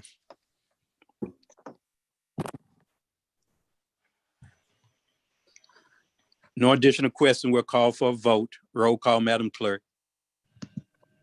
Commissioner Bowland, Yes. Vice Mayor Mervin, Yes. Commissioner Everett, Yes. Commissioner Hill, Yes. Mayor Bab. Yes. Thank you, Madam Clerk. Thank you, Commissioners. The Oversight Committee vote passed by unanimous decision. Now we'll move to the EPA check refund. I would entertain a motion and a second for discussion. Mayor Mr. Bab, make a Mayor. motion that we will accept the EPA check refund for conversation. Can I get a second? I'm sorry, she broke up. I didn't hear what she said. Second. I'd like to make a Commissioner, motion that we will accept the EPA check refund for conversation. Thank you. can I get a second? Second. It has been moved by Vice Mayor Mervin and properly second by Commissioner Everett that we accept the refund check from EPA for discussion. Call for question at this time. I have one. Commissioner Bolden. Yes, sir. I'm trying to figure this out. I spoke to the city manager this afternoon, and he said that this was just a mistake, that somebody asked for too much money and we had to give it back, which I understand. But when you add all these numbers up, they come up to more than 300,000 on this little sheet that we have here, where it says Brownsfield grant 300K.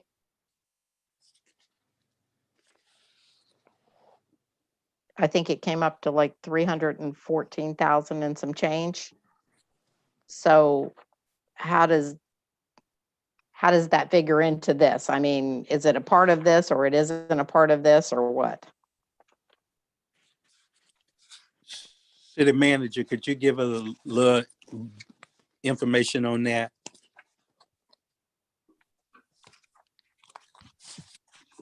Mayor Commission, we have the Brownsfield grant. The Brownsfield grant was awarded to us from the U.S. Department of Environmental Protection. We have a consultant that's doing the Brownsfield studies for those particular areas. And what happens is as we pay the consultant, that money is drawn down from the U.S. Department of Environment Protection in increments. In this particular quarter, the grant manager, when she was inputting the request to pay the contractor for this quarter, put in the wrong amount by mistake. She added one more digit than she should. Their banking system automatically generates that payment. They don't ask questions, it just automatically generates that payment if that's the quarterly amount. When she noticed it, they tried to reverse, they tried to do a reverse bank deposit electronically. It wouldn't work. Thus, we had to come to you to send the money back to the EPA. Now, in saying that, it is our money, but we can't hold the money in our bank as we pay the contractor. We have to draw it down in increments, which is what we have to do.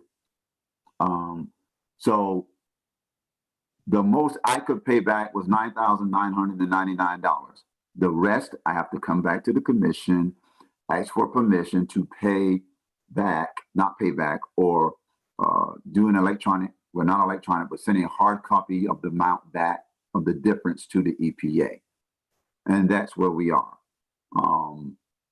You have about $82,000 expended. You have about $63,000 in flux, meaning invoices that we will be paying. And then you have the 134 you have to send back to the EPA, which we will then go back and draw down in increments once they receive it back.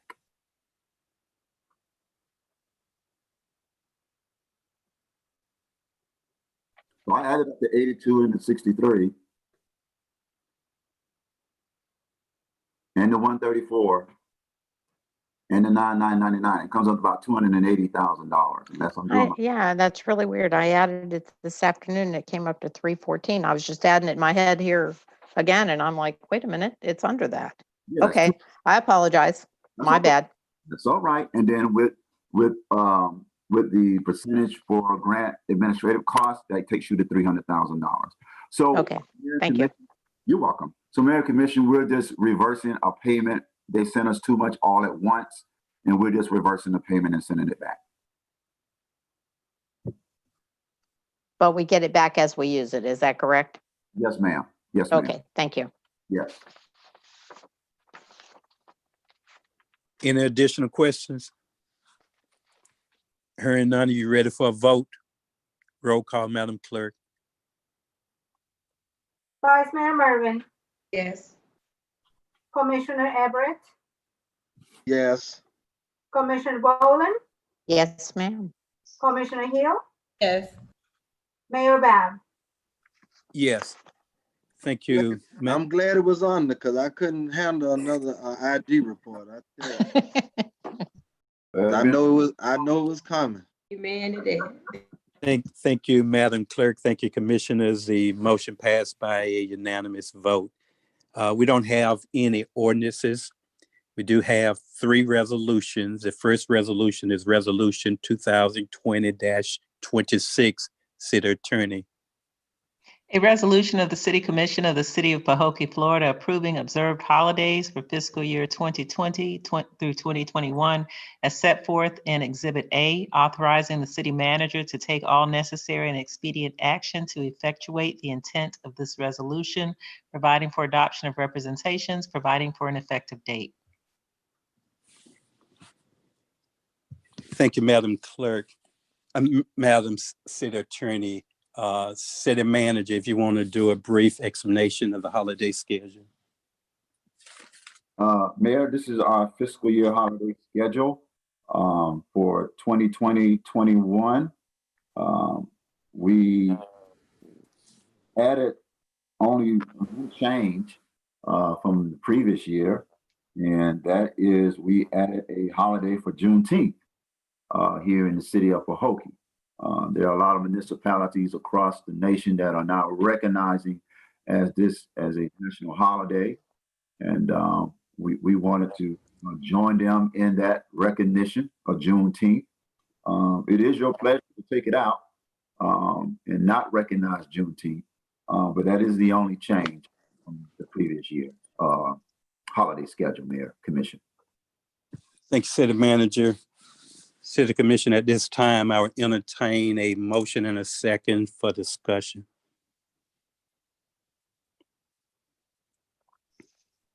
Mayor Bear, I'd like to make a motion that we will accept the holiday for discussion for our employees.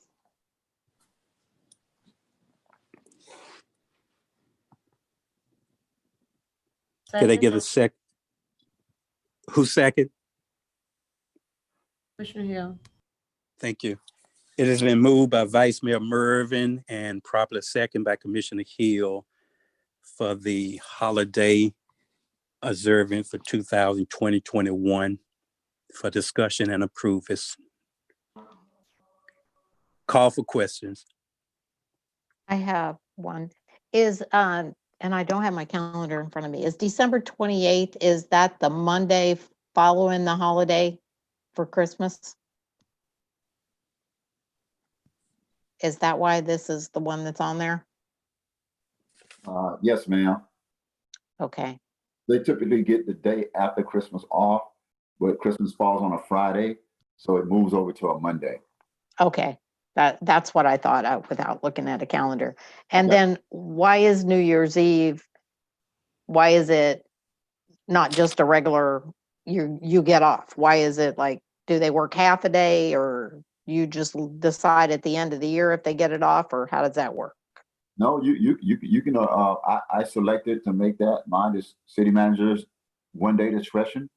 You can approve it or not approve it, Commissioner Bowling. Okay, I was just asking, I don't remember, I probably, we I did know- this last year, but I was kind Yeah, of new. last year, the commissioner went ahead and just approved that. I don't like the idea of having the entire day at the city manager discretion. I don't have a problem with a half a day doing it that way, but to just give him total discretion whether or not the employee is going to have that holiday, I just feel that's a decision that the city commission should make. So last year we just extracted the discretion part and just included it as part of the holiday schedule. Mhm. Right, I can take the language out, but that language is in your policy in your HR manual, actually. So I can just take the language out, but it is in your HR manual. Yeah, we had that discussion. I know this current commission never gave that authority. I mean, it's probably the previous commission, but No, you know, personally, I just don't. There, no one's changed the HR policy. It's been there for many years. I've been on board for many years. I don't remember having the discretion of a city manager. Okay, what we'll do, I would suggest anyway, that this commission approve that and we're not have it as a discretionary holiday. It will be approved by the commission. Yeah, because if we can't give them a bonus or some extra money, at least a day is good. I agree. Okay, Mayor. Any additional questions from the commission? I do have one or two. June 10th. I think it's a great holiday. My only concern with this is it's actually observed on June 9th, which is a regular work day. I'm gonna say it's a sad day where we're off anyway. So we're taking a weekday to celebrate a holiday that's not a national holiday. I certainly think it should be, and there are motions to put that in motion. Some states have approved it as a state holiday, some haven't, but it's certainly not a national holiday. So I'm wondering why we're giving a day off for a holiday that's already during the weekend where staff is off, while we're giving them one in the middle of the week. And second concern is the floating holidays. The two floating holidays I would think that we're giving is New Year's Eve and Christmas Eve. I don't think November 25th and December 28th should be included as an additional floating holiday. Those two holidays, I consider it as the floating holidays. Last year, we was off for 3 days in November during that week of Thanksgiving. I don't know of any municipality that I'm aware of give 3 days off. We're also doing the same thing here again. If we decide to do the 28th, we're giving 3 days off for Christmas, but particularly for the Thanksgiving holiday, normally, unless we change our qualifying period for election, that fall on the week of the qualifying period of elections. And in the past, really, it was only 2 days of qualify during that week. So I just question the amount of holidays. I understand if we're a lower in salary and that's an added benefit this commission would like to extend to its employees. You know, with the majority, I'm fine with that, but I've always questioned the number of holidays we give compared to other municipalities and the county give its employees. We receive about 16. The average holiday per municipality is normally about 14. Well, Mayor, again, it's the pleasure of the commission. We have practiced these amount of days the last couple of years. I think maybe when we talk about Thanksgiving, most families that day before is a travel day. Some of them are aligning their schedules with the school schedules, which gets a week off for Thanksgiving. But again, it's the pleasure of the commission. If you want to take it out this year, you're certainly welcome to do that. I have no objections. We just wanted to continue, giving as much benefit to our employees as possible in this area when it comes to holidays. But I mean, whatever the commission, wishes. I think, Mr. Mayor, it's a good point that you made about an election this year that we're having, and I know that the city clerk is kind of stretched between jobs, so that takes away a whole day of her being able to help with the qualifying. So I don't know how anybody else feels about it, but I hate to see her work twice as hard trying to get everything in a couple of days rather than having the 3 full days.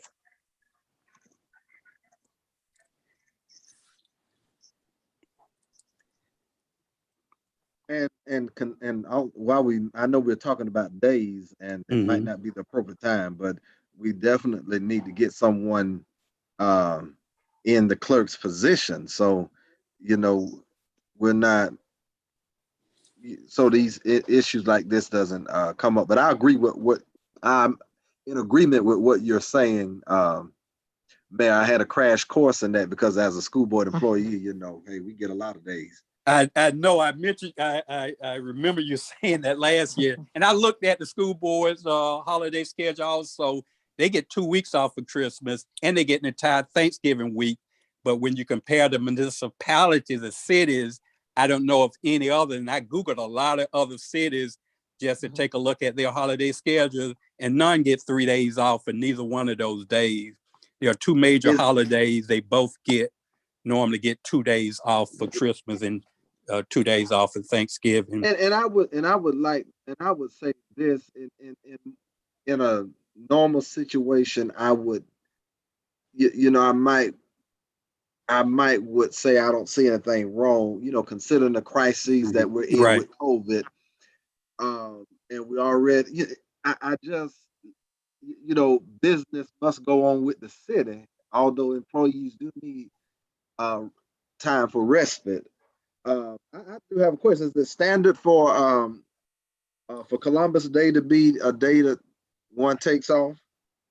It's surprising it's still on most books, Columbus Day they take off. Okay. I know I think the banks are closed on Columbus Day. That may be why, most yes. government offices are too. Okay, I wasn't certain. But I would suggest maybe we do this. We give a total of maybe 15. That's one additional day more than most other cities, and that's a total of 3 weeks off for the year. Mhm. Then you have your 2 weeks where you can take vacation and 3 weeks for holidays, and then you got sick days in between there. So I would even compromise there and say that could be a good trade-off. If you count the days we currently have on this 1, 2, 3, 4, 5, 6, 7, 8, 9, 10, 11, 12, 13. All right. 16. It's, There's 16 on there. Did I count it right? I counted 15. So we may be within maybe 15 to be okay. I don't know. I would still take I that. got 16 on here. Yeah, so that November the 25th, so that Thanksgiving wouldn't be a 3-day holiday. It'll be consistent with December, which we'll be given 3 in December too. So it's up to this commission, whatever. I just have a little concern, that's all. I don't want to penalize staff, but I just want to be consistent with what other municipalities are doing as much as we can anyway. Maybe we could be sure and make New Year's Eve a definite holiday. And then if we took the 25th off because we do have an election this year, that might work Okay. because they are getting Juneteenth, which they didn't get last year. So in reality, I guess it's kind of still the same, isn't it? Yeah, it's basically with if we just only take one of those days, Yeah. removes the 25th. Okay. So if we want to do that as an amendment to the holiday schedule to Does it have to be approved today? not necessarily, if you want to give it some thought and we can actually approve it. Can we just give it some thought, even if we got to call a special call meeting? Because yeah, just let's do that, because I do have a question regarding a particular day. What day is that, Commissioner? What was your comment, City Manager? What day is that? I would rather I'd rather not say at this time. Well, just know we're going into the new fiscal year in a week and a half. So, and then first holiday is a week after that. Okay, but we can call a special call meeting, right? I think we got enough time. We don't need a special. This will be approved prior to any holidays that we elect to give. So the one that's coming up is actually Columbus Day on the 12th of October. So we should be in good shape by our next meeting if we have any. I mean, I don't think it's critical that we have to have it approved tonight. If we want to give it a little more thought, then that should be fine. What's the changes the commission wants for the record, so I can make sure? It's right now we're gonna want to strike the 25th off, so we'll be open at least 2 days, 3 days out of that Thanksgiving week. Okay. Everything else is the same as you have listed. Although Commissioner Everett has some concern, he may bring forward something we need to want to strike out or change at our next commission meeting. I think it would be better if we approve it prior to any of the days on the list. You don't, I know, because our next meeting won't be until October the 8th. Could we do something prior to? We can't have a meeting, just briefly, hopefully we, have our questions to a very minimum. What I'm saying on the 8th though, the 8th meeting is enough time to go ahead and give them off on the 12th. Yeah, it's enough time. That won't delay. Yeah, that's not a delay. We good. We good. Yeah, we shouldn't have to have a special meeting on that. Okay. Yeah, we're good.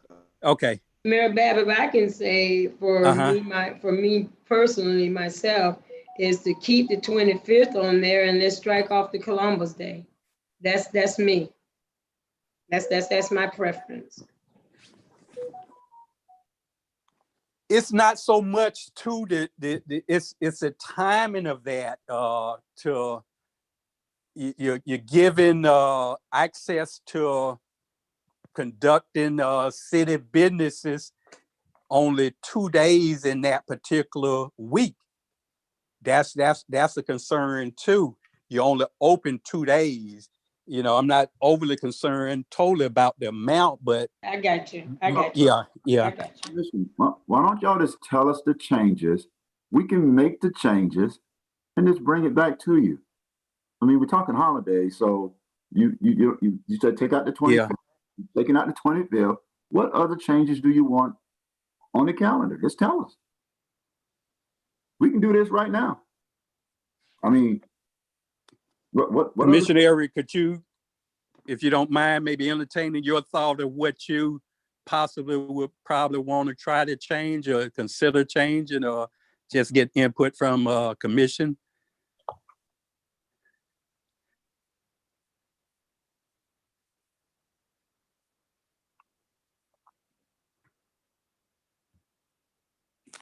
Commissioner Everett.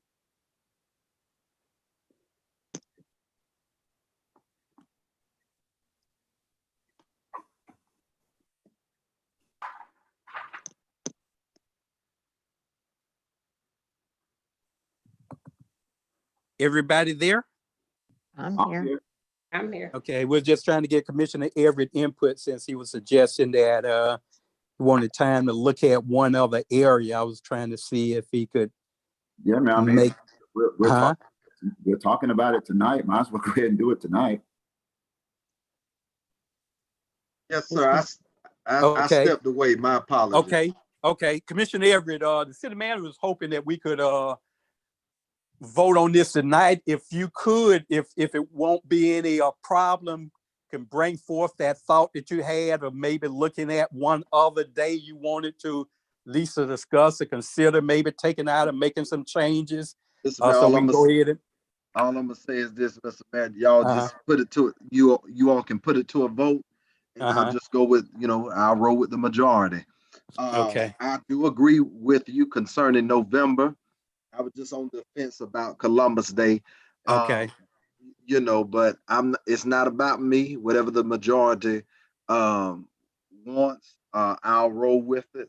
Okay. What Commissioner Everett, you want us to take it out? We'll take it out if you want. I mean, it's majority vote. No, I'm not that kind. It has to be a group decision. Like I stated, it's not about me. It was just we roll with the But silence. I don't want to just be silent with even Juneteenth. Why was that particular date selected, June the 11th? Just curious. Because I think Juneteenth is on the 19th. Think it was selected. It was probably selected because it was a work day. It was between Monday and Friday. I understand that. We talking about June 21st. We talking about June 2021. Juneteenth is on the 19th. You're taking a day almost a week prior. Well, on the 19th. I thought he said the 9th. I thought I saw the 11th. The 11th. But whether it's the 9th or the 11th, you're still taking it. That further makes my point. If Juneteenth is on the 19th. Not the 19th, it should be on the 9th. I'm saying the actual Juneteenth. Okay, right. It's June 19th, 1865. Yes, right. You correct.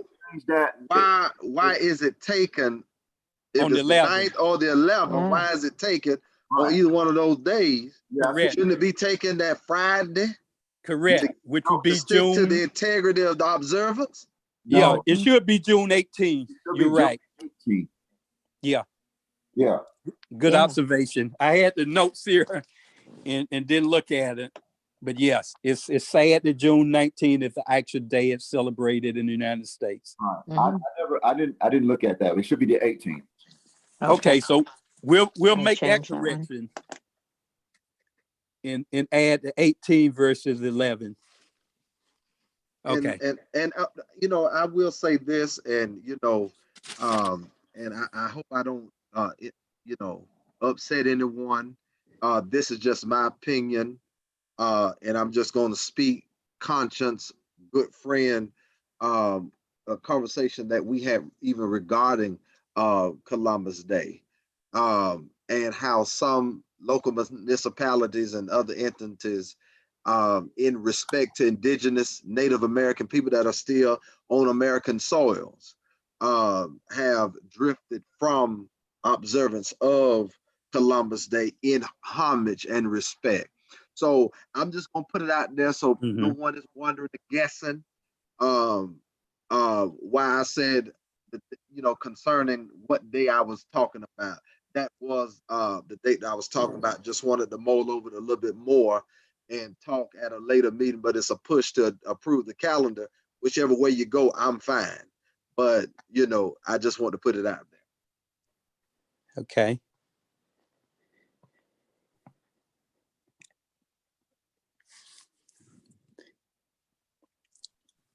Anyone have those same sentiments? I certainly do. I just know tolerance is a missing commodity. No, I had the same sentiment. I thought about, you know, American being discovered, and you already had the Native American Indians already in that land. So that's an error there to even suggest that he discovered America. You can't discover something that's already have been discovered. So I did look at some of those cities. I tried to look at as many as I could.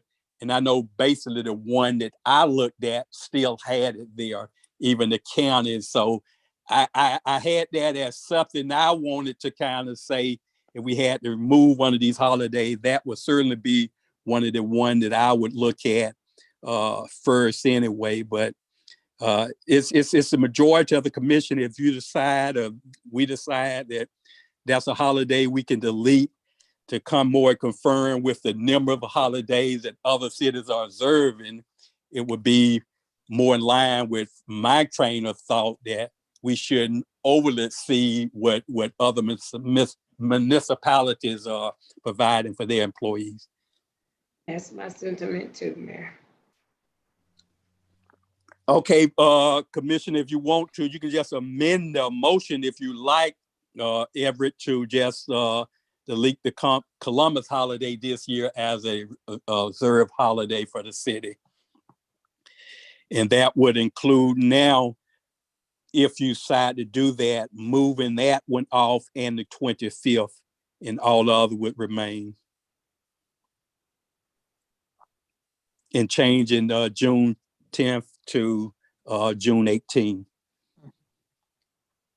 And then New Year's Eve is a set holiday. Correct, Yes. right. Okay. Right. I would take a motion from anyone to do that so we can move forward. Mayor, I make a motion that we would remove the Columbus Day off of one of our observed holidays. Okay. Change Juneteenth to June 18th instead of June 11th, and okay, also take off the November the 25th. Okay. Can I get a second? Second.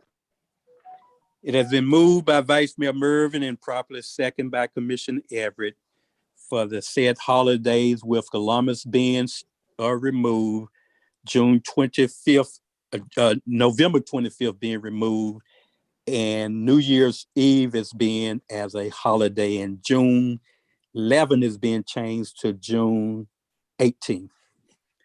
Call for questions. Hearing none, are you ready for a vote? Roll call, Madam Clerk. Vice Mayor Murphy. Yes. Commissioner Everett. Yes. Commissioner Boland. Yes. Commissioner Hill. Yes. Mayor Babb. Yes, thank you, Madam Clerk. Thank you, Commissioners. Motion passes by unanimous vote. Now we'll move to Resolution 2020-27, City Attorney. Yes, a resolution of the City Commission of the City of Pahokee, Florida, authorizing the city manager to enter into and execute a grant agreement number LP 50113 between the City of Pahokee and the Florida Department of Environmental Protection, effective as of October the 10th, 2017. Attached hereto is Exhibit A, providing for adoption of representations, providing for an effective date. Thank you, Madam City Attorney. City Manager, could you give us a brief explanation of Resolution 2020-27? Man, this is just the agreement with the state for the awarding of the money that you receive for East Lake Village. It's just the agreement to move forward with the project as we continue to develop the scope. This is the agreement between us and the state. Thank you. City Commissioners, having had Resolution 2020-27 properly read into the minutes by our City Attorney and properly explained by City Manager, what's your pleasure? Mayor Brown, make a motion that we will move to accept the resolution of 2020-27. Second. It has been moved by Vice Mayor Mervin and properly seconded by Commissioner Everett that we adopt Resolution 2020-27. Call for questions. Excuse me, I have one. Are we replacing, what's it actually doing? Are we replacing water lines? Are we doing something to the canals? We are cleaning out the canals. The first thing we have to redredge the canals. We have to open a closed canal and install new drain pipes throughout that East Lake corridor to move the water from the streets that is backing up into the grids that are already there, the stormwater drains that are already on. I think Ricky Jackson backs up, but that's because they haven't been flushed out. And the water doesn't move from that area because the canal water doesn't move. So we're going to dredge the canals, first clean them, dredge them, and reopen a portion that was closed some time ago here in the city of Pahokee. Once that is done, we're also going to install fencing on both sides of the canals in the community to prevent any more excess items being thrown into the canal. One of the major problems of the flooding is not really so what's there as far as the stormwater drains, is more so what's happening environmentally with the clogging of the canal. And again, a portion of the canal running out of that community was permanently closed some time ago. We're going to reopen that back up and install some new drain pipes along the entire corridor of East Lake Village.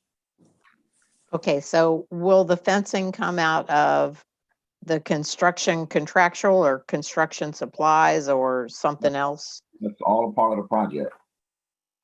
Fencing, the dredging, the cleaning, that's all one project. Yes, sir. I understand that. I guess my question was just, it's broken down into, I don't know, 5 or 6, six, I guess, task. And I was just wondering which task that would fall under. It'll probably fall under, you're looking at the categories, right? Yes, sir. Yes, sir. It'll probably fall under probably equipment. I don't see equipment on here. That's why I'm asking. I see pro design study, design and permitting, bidding and contractor selection, project management, construction contractual, and construction supplies. Yeah, it's probably construction contractual. Okay. I'm looking at another item. Sorry, different page. Okay. Yep. Okay, I thought that you, now that you mentioned that, I thought I read in here that equipment was not a part of this. No, equipment is always a part of a contract of a project. Okay, but we're not buying equipment to do it with, right? No, that's equipment that they'll be using. Yeah. Okay, I gotcha. I just misunderstood what you said. That's okay. Yes. Okay. Yeah. Any additional questions? I don't have a question. I just have a comment, Mr. Mayor. I'm glad this project is is underway because my grandmother, along with Commissioner Hill's aunt, and condolences regarding her uncle. Longtime residents of that community have dealt with years of flooding. One thing I would also add, I'm glad that we're adding a fence because some of the issues have been due to residents throwing items that do not belong in the canal in there. And so I'm grateful that we're going to do that. And maybe we can do some education. I don't know. When I say education, I don't mean something formal, but just letting citizens know the importance of not doing that because it's just like a clogged toilet. It's going to overflow. So I'm glad to know that that's going to take place because Yes, I sir. remember as a child, grandmother having water literally coming in her house from excessive water and flooding. So I'm glad that that project is underway. Okay, I concur. This is a real long overdue project. You got a lot of residents out there looking forward to this completion. City Manager, will there be signage up outlining this project? The costs and similar to what we've done on other projects? Yes, sir. Grant project. Once the engineer comes back with the scope and we're ready to go to bid, which we think will be in a couple of weeks, we'll start putting some signage out to educate the community about what they expect as far as what's going to happen in that area. Okay. And my last question is, I'm just a little concerned as far as the dates on here. The agreement begin date is July 1st, 2017, and the end date is December 31st, 2020. Mayor, I think I asked you in our last meeting, and you say this project would be Mayor, 5-year project, which I kind of. Mayor, your next resolution addresses that. So we're asking for an extension? Yes, your next resolution addresses that. They've already approved the extension. Okay. Can I ask, why did it take 3 years to get this thing started? Were we waiting on something or? Excuse me? Yes, sir. If it said the task start date was 7/1/2017, then why are we 3 years in before we're actually starting? Were we waiting on something or something needed to be done so that we could do what we're doing or? Well, some of our tasks had already started. It was administrative. We dealt with a lot of other projects that we had placed ahead of this project. The marina, we had 2 major projects over there, and you had some other projects that started earlier. So it wasn't delayed. It's just we were busy with other road projects and marina projects, et cetera, and it pushed this project back. Probably should have started actually last year, but there was no intent to start late. It fell where it fell in the timeline on the calendar to get started. But that we're pushing hard now to get it started, and that's where we are. But there was no intent to delay it. We were just busy with other projects. We didn't know if we will be able to secure the money up front. As you know, I've been very successful in getting the money up front. That was another delay. I tried that a couple of times and it wouldn't work. They fronted us money before, but this particular project it wasn't. I have to put some money out, like in engineering, before money comes back to me. So I just it was more of a budget thing as well, trying to align the budget with some of the pre-cost. And so that had a little bit to do with the timeline, but it probably should have started last year. It actually did start last year. We started having the preliminary discussions about what we wanted to do in planning, but we hadn't hired officially an engineer. We're going to push, as quickly as we can to move this project along. The engineer's already midway through his scope of work. I anticipate probably another week he'll be done. Week after that, we'll have this project on the street for bid. Yes, sir. And I have a question that may or may not pertain to this, but last year we talked about doing the sidewalks, and I thought they were going to be done in the fall last year in this area. Are we planning on doing the sidewalks there while we're doing this, or sometime pretty close, and then that way we kind of give them a facelift all the way around? Because the sidewalks are atrocious down in there. Well, the problem with that is the streets need to be done first. We don't have glaze surfacing money for that particular street yet. But we are doing sidewalks, but it won't be in this particular area. It'll be in those other, it'll be in the phase 4 areas that we're about to do, like MLK Boulevard, 3rd Street, those other streets that have already been resurfaced. That's where surtax sidewalks will begin. But that street, like Ricky Jackson Boulevard within itself, needs to be completely replaced. We don't have a plan yet for that particular area as of yet. I anticipate we will once we get through McClure Road, which is priority after this project. Okay, I'm sorry. I thought I wrote down that we were going to do the sidewalks in there. So, okay, no problem. Thank you. Yes, ma'am.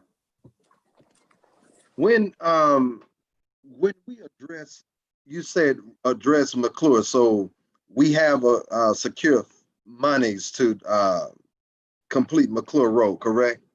Yes, Commissioner Everett, I think 2 commission meetings ago, I announced that we will. I just want to make, I just want to just that was more so rhetorical. Where I'm really leading to is, and I may get shot behind this, but we need to address routing issues with that road. Because once that road gets done, because Canal and Monk settling and all of that, with heavy machinery and equipment, we're gonna have to address that because we're gonna be right back to the same problem. I agree. You can't start anything. I agree. You cannot start anything with McClure Road until 2021. I think June 2021. At that time, we'll bring some recommendations to the commission for consideration for the usage of that road as pertains to vehicles and other particular types of operations in that area. And Mayor, if I can ask just for clarity and just for public information, can you just give an update where we at with our Barfield Highway? That's one of the other ones. I know that is almost up to go out for bid, but just for public, let them know where we at with that. The Mayor, can we do that at the end? Because we're in the middle of a resolution. Okay, we'll bring that up, Commissioner Vice Mayor. Have the city manager put that under his report to give us an update. In additional questions on resolution 2020-27. Hearing none, are you ready for a vote? Roll call, Madam Clerk. Vice Mayor Mervin, Yes. Commissioner Everett, Yes. Commissioner Boland, Yes. Commissioner Hill, Yes. Mayor Bab. Yes, thank you, Madam Clerk. Thank you, Commissioners. Resolution 2020-27 passes by unanimous vote. Now we'll move to entertain resolution 2020-28. City Attorney. A resolution of the City Commission of the City of Pahokee, Florida, authorizing the city manager to enter into and execute amendment number 1 to grant agreement number LP 50113 between the City of Pahokee and the Florida Department of Environmental Protection, attached hereto as Exhibit A, providing for adoption of representations, providing for an effective date. Thank you, Madam City Attorney. City Manager, could you give us a brief explanation on resolution 2020-28? Yes, Mayor. This is where we're amending the original deadline for the particular project you just approved from December 2020 to October 2021. Now, it will not take us that long to finish this project, but we wanted to ensure we had enough time injected in the extension to ensure, based on weather, delays, et cetera, we wanted to make sure we had enough time injected into the project. So they extended it out to October 2021. But again, it will not take us another 12 months to finish this project. But we wanted to make sure that we got a good cushion once the project starts, and we don't want any weather delays or anything like that. Thank you, City Manager. City Commission, having heard resolution 20-28, properly read into the minutes by our City Attorney and properly explained it by our City Manager. What's your pleasure? Hereby make a motion that we move to accept the resolution 2020-2028. Second. You move the resolution, Commissioner Hill? He seconded and I moved.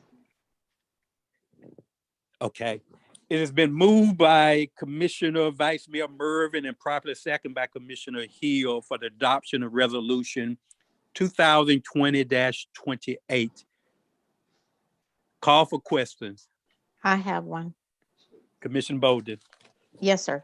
Again, on this project timeline and budget detail, the task end dates say 4/30/2021, but we're extending to what are we extending to? 10/31/2021. That's correct. So what's the 6-month gap for?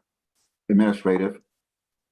Okay, They give us that much time to recoup all the reimbursements that we'll need to pay out. It won't take that long, but again, that's just a long cushion that they threw out there, and we took it because we didn't know any prevailing issues that may come up doing this project. but Yeah. we should have everything basically completed by 4/30/2021, and then that's just paperwork, you're saying? Yes, but it also includes project 2 if it goes beyond that. But yes, but we're pretty sure we'll be done by April 30th, 2021. Okay, and then just one other question, under this amendment 1, the revised one, in paragraph 2, section 2D, it says here, wait a minute, let me see, let me back up so I can read it. Attachment 3, grant work plan are less than 20%. I noticed on the original one, it said 10%. Have they already agreed to everything in this that we're sending them, or do we still need their agreement? Yeah, they've agreed to this. This is their amendment to us.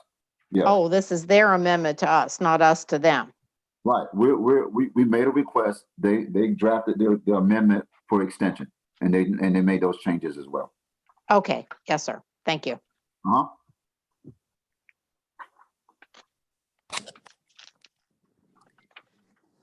In addition, questions? Hearing none, are you ready for a vote? Roll call, Madam Clerk. Vice Mayor Mervin, Yes.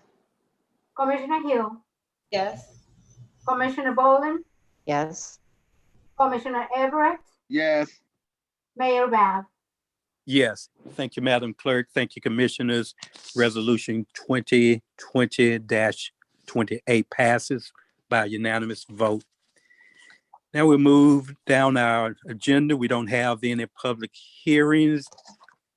Don't have any proclamations, no presentation. Next on the agenda is the mayor's report. I'd just like to thank staff and all the commissioners for all their efforts during this pandemic. I know we're in the midst of one and it's not over. This is a marathon, not a sprint. This is something we're probably going to be in for the long haul. I think staff are making adjustments, residents are making adjustments, and if we continue to work together, hopefully and prayerfully, we will overcome this pandemic. I'd like to thank staff for their hard work and effort in presenting a balanced budget to us. We have a little over $6 million budget, and not an easy task to juggle figures and make sure that all the departments and necessary services of the city is completed and done and to come within budget. So I commend them for that. Also, I thank commissioners for the considerations of strongly considering some type of raises for our employee, whether in the form of a bonus or some form of increase in salary. And can you hear me? Yes, sir. Okay.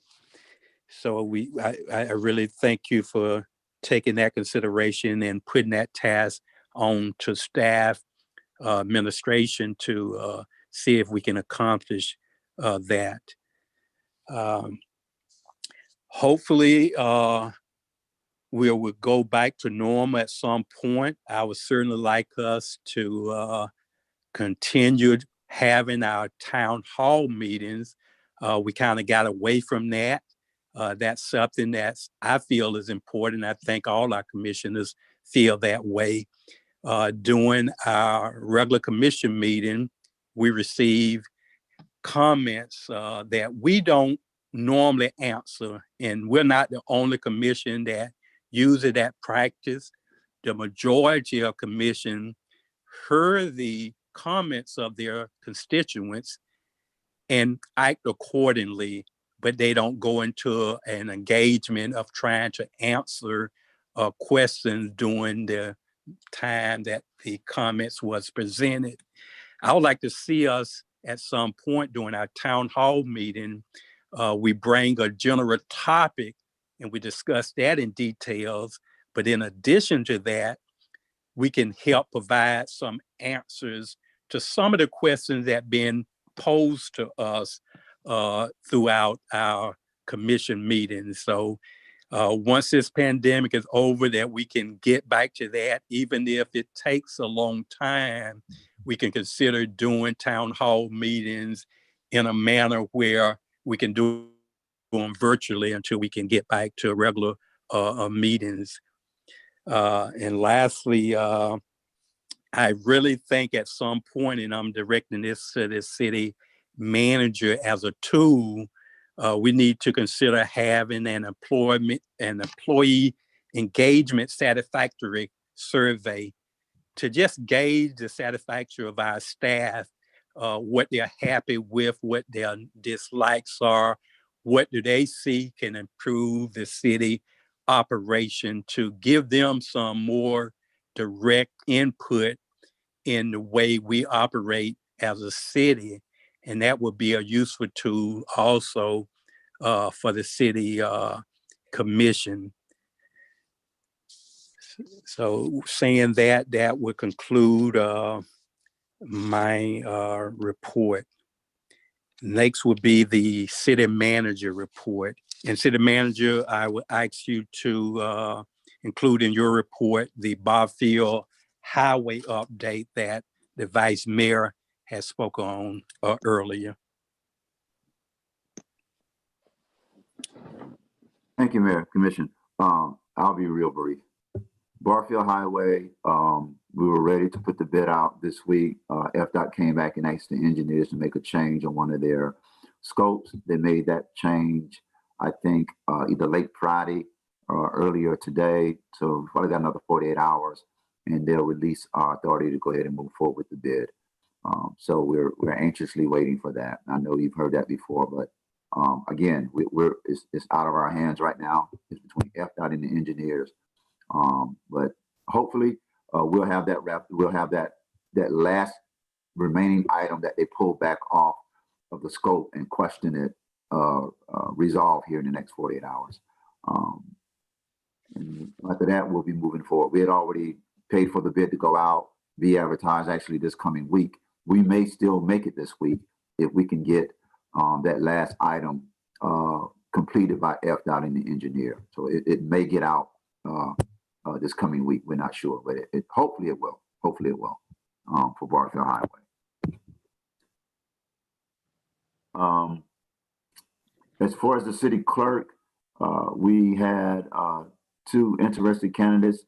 I reached back out to them and was waiting a response to see if they were still interested. One finally confirmed late this afternoon that she was still interested, and I got another confirmation. And so I'll be bringing a recommendation back to the next commission meeting so we can move forward with hiring our next city clerk, mayor commission. And 2, I would ask city manager if we can get, even if you're making a recommendation for one, we would need both of those applications so we can personally look over them and review them ourselves. No, you have an opportunity. It's your decision. I'm bringing both. Rick, I'm bringing both. Maybe I should have worded it better, but I have a recommendation. It won't be on a particular person. It'll be on the process of, do we do an interim in lieu of hiring someone, or do you want to just go and just do interviews? But no, I won't be recommending per se anyone directly unless something drastically changes in those qualifications of those folks.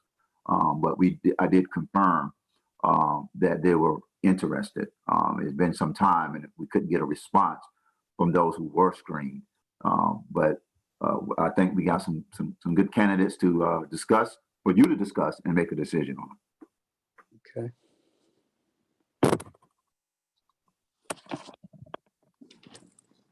That's it, Mayor, for my report.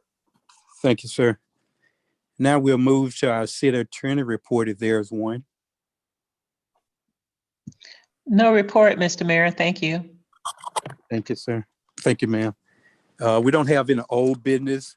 The next item on the agenda is a new business where it was brought forth by Commissioner Bolden that we add to our discussion the possibility of having our commission meeting back at the city chamber.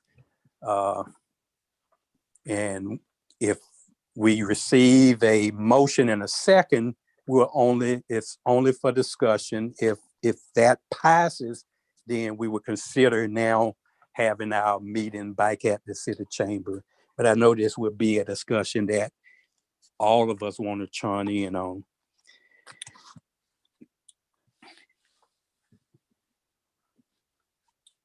So I entertain a motion to allow us to discuss this item and need to receive a second. Mr. Mayor, I make a motion that we entertain discussion on putting the commission meetings back in the chamber. Second. It has been moved by Commissioner Bolden and properly second by Commissioner Hill that we have for discussion the possibility of putting our city commission meeting back into the chamber. Mayor, I'd like to go ahead and Call for questions. Go ahead, Commissioner Hill. yes, I'd like to go ahead and I know last meeting I was the commissioner that seconded that motion. However, I did a little more research and I was thinking about it. At this point, I can understand that there are many that's not comfortable with moving back to our chambers because of the size of the chamber. At the time, I just wasn't, considering. I was thinking about it, but didn't think about the size. Right. And I have understood that our chamber is very, very small. So Right. at this point, I just wouldn't be too comfortable at this moment with moving back there. We had another space or somewhere we can go to then, but right now, I wouldn't do it. Okay. Commissioner Bolden, you motion. I'm gonna give you an opportunity at this time to speak on that subject. Then we'll allow the others to turn in. Yes, sir. I just have had many people in the city ask me when we're going back to live meetings. I think that we could figure something out. When we had a large crowd, we moved over into the cafeteria and had our meetings over there. So if there's a concern that the commission is too small, that would also allow us to set up some tables and social distance for the commission as well. I think that it's important that people are able to come and voice their concerns themselves. I think it's important that we're all together and we speak our minds and everyone can see everyone at the same time. At the very least, I would like to see us do a video conferencing as opposed to this being just on speaking. I know myself with the mask, I didn't realize how much I watch someone's mouth when they're speaking until I can't see their mouth. And then I realized, how important that really is. And as much as I don't look good on these Zoom meetings, I have been on a few and I look at myself and go, oh Lord, no. But I think it's important for us to have our face out there and let people have their say so. Commissioner Bolden, I do agree to as far as with the space. It is the cafeteria is a much bigger space that we can go in and do some social distancing. So I would kind of entertain that as well, because I do agree that we do need to show up a little more, because I do see other municipalities that are having their meetings. However, they have bigger chambers. For Yes, example, ma'am. I think I'm sorry, I didn't mean to interrupt you, but I believe Belglade and if I'm not mistaken, South Bay as well have gone back to regular meetings. right. Well, No, since right. we're open for discussion, I will be the first to say that I am categorically against returning to the chambers to have public meetings. Um, I don't know if those citizens who have come to you have looked at the statistics as it relates to COVID-19 and how many people have died in the United States. The numbers are nearing 200,000. The number of deaths we've had in our local community right next door to us, almost literally. I'm just one again. It's not about me. I will respectfully let you know I will not be there if the majority says it because it's not safe. Um, and our meeting area is too small to even entertain such a notion. Even if you're talking about the cafeteria, what are we going to do about technology and all of that? I just don't think it's wise. Other communities are doing a lot of things, and other communities are seeing um, the consequences of making those decisions, even down to the schools in Martin County. And, we just returned back in with the school district. And I hope we don't have any casualties, but it's very likely that we will be having casualties. And who gonna do temperature checks and all of these kinds of things to make sure that people are entering the building uh, that don't have temperatures and all of this. Just too many things to consider to talk about returning back to a building, to return back to some level of normalcy. Mayor, Commission. Okay, I know you have some information for us too, City Manager. I just want to make sure that the commission get in their thoughts. I know you did a little research, so we're going to bring you in a moment. Vice Mayor Mervin, any comments or thoughts? Yeah, Mayor, but I would ditto behind what Commissioner Everett just said. Also, not that is the question is, what are we missing during our commission meeting? We're still holding a full commission meeting, still moving, doing business as usual. You just don't see my face. Yes, I know at some point we need to get back into the building, but right now, Mayor Bab is But I very. ain't dying to go back. That's right. I'm not. I'm not. Looking to go back in there as of yet. I think we can take a little time. Is nothing is being hindered. Business is still moving forward. So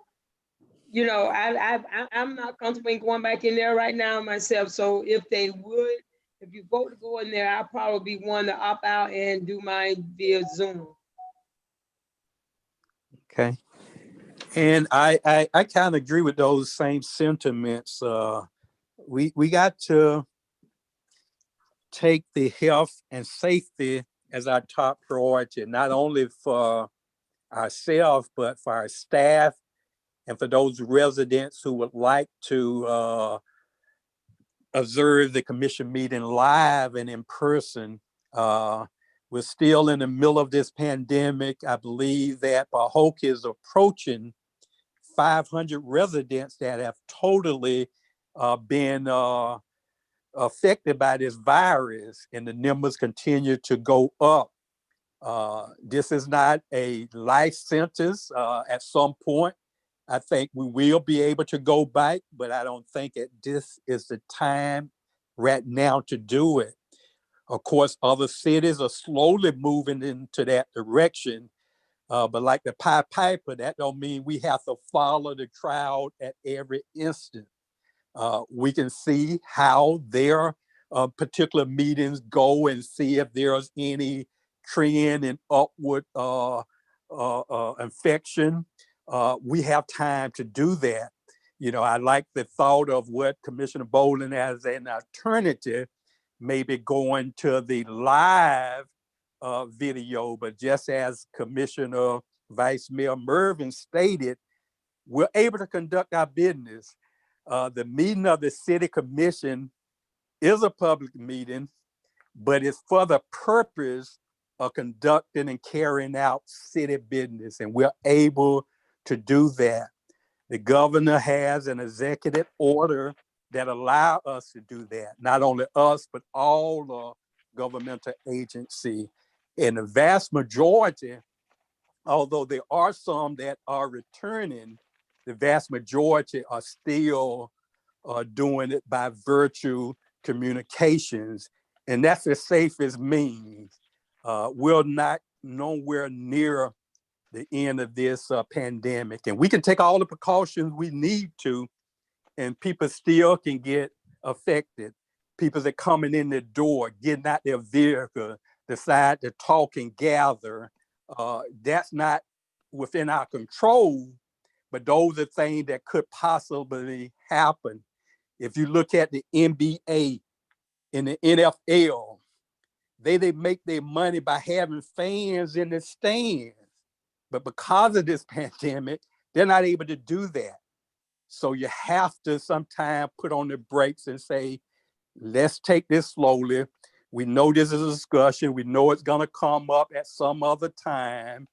We may move forward, but is this the right time? I just feel for the safety of everyone concerned, this is not quite the right time, but I certainly don't have any major reservation of going live via Zoom where residents can at least see their commissioners. It makes it more that you would notice things when you can see a person live versus just hearing the vocal recording. So that's just my take. And at this time, I'm allowed city manager to give us some input on some of the research he did and let us know. He gave us this, I believe, already in writing, but he can verbally kind of outline what his thoughts on it would be. City Manager Chandler. Thank you, Mayor, Commission. All of you make some good points about community engagement. Let me point out some good statistics here. Since we've started virtual, you actually have more people that are listening to your meetings than ever before. Technology is a funny thing. People tend to, when they're comfortable at home, they tend to engage. They don't have to leave their house. And believe it or not, some cities, not in Palm Beach County, but some cities are actually exploring how they can limit the in-person because they have so much success with folks engaging remotely.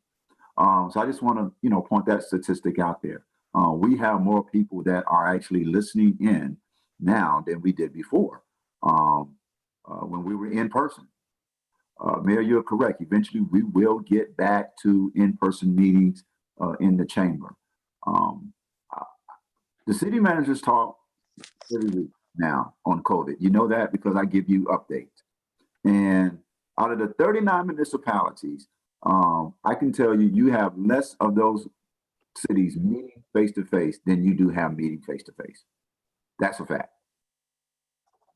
And it's because exactly what you said, spacing. The virus has not gone away. We may be in a phase 2, but this virus is still very deadly. There is no vaccine currently, so no one's being cured right now. It's just, that's where we are. As far as utilizing the cafeteria, that is a very dangerous recommendation. Why? You have a school that uses that cafeteria every single day. We don't have a guarantee we could sanitize that place to the maximum where a child wouldn't get sick. Our kids use that cafeteria in after school. We don't have those guarantees. So that's dangerous right now. I understand it. It is a larger space, but that's very dangerous. We have to take account for every child and every youth that walks into that particular space daily. We also don't have the technology in that area as well. So you will lose technology, but pick up face-to-face. So I get it. Everyone wants to see our faces, but we're just not in that time under these executive orders, which still exists, which is an option that you can continue to use to move forward so quickly. I think that, you know, there's no business being interrupted. We certainly have not dropped off at City Hall, and our City Hall lobby is closed. We do it by appointment, and we have not seen any drop off in services to the residents whatsoever. Eventually, the lobby will open up. You would have to wear a mask. You would have to sanitize your hands before you come in, but I'm not comfortable doing that yet.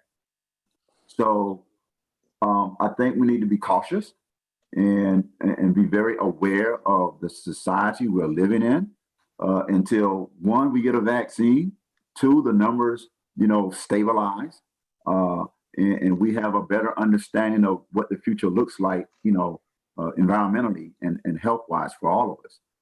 So I do hear Commissioner Bolin on the yearning to get back into the chamber and get face-to-face or someplace. But we just don't have that option right now to do that so quickly.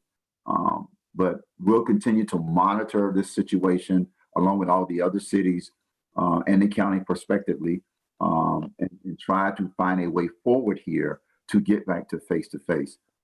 There's nothing like face-to-face, but we do have a good option here right now with Zoom. As far as video, that is something that is up to the commission if they feel comfortable doing that. So that's all I have to say, Mayor. Can I ask a question, please? Go ahead, Commissioner Bowden. Yes, sir. Did we all get, when you brought me this new computer, did everybody get these little computers?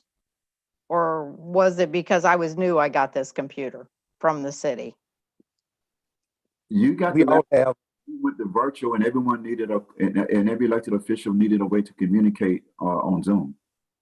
Okay, so my question is, I see, you know, when you have the meeting stuff up in front of us, and it has the little camera, and I noticed tonight that the attorney, I guess she must have clicked the little camera, and I saw her face. Is it just a factor of us clicking those little camera things to have us be able to do this where people can see us? Or was that only we were able to see her? I don't know. You have to ask our host. I think he turns all cameras off unless she has some type of way of turning it on. I don't know the technology of how that works. You'd have to ask the host. Okay, because I just feel like that would give us a connection with people and probably satisfy a lot of what I'm hearing on the street about, you know, we need to start getting back to normal. That kind of allows us to head in the direction of normal without putting anybody at risk any more than we are right now. Just my personal opinion.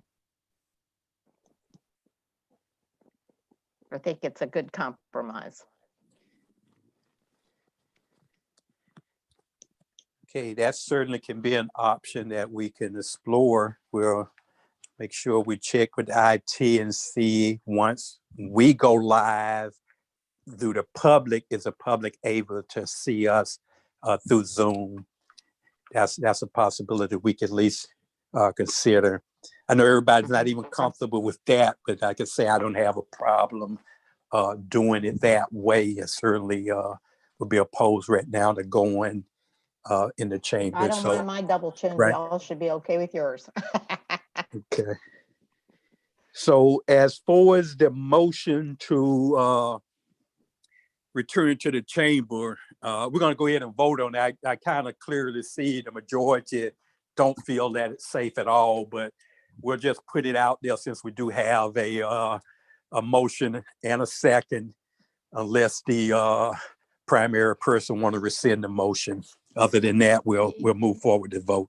Is it possible for me to just amend the motion to go to video if the IT person says that we have the capability of that? You can amend your motion. We'll need to go through a second and discussion on that too, to make sure that the majority will be comfortable with that route. So yeah, you can amend a Yes, sir. motion Then, to do that. yes, sir. I'd like to amend the motion then to, instead of us going back into the chamber, to be able to just do it via video on a Zoom. Okay. I would need a second if that's for discussion.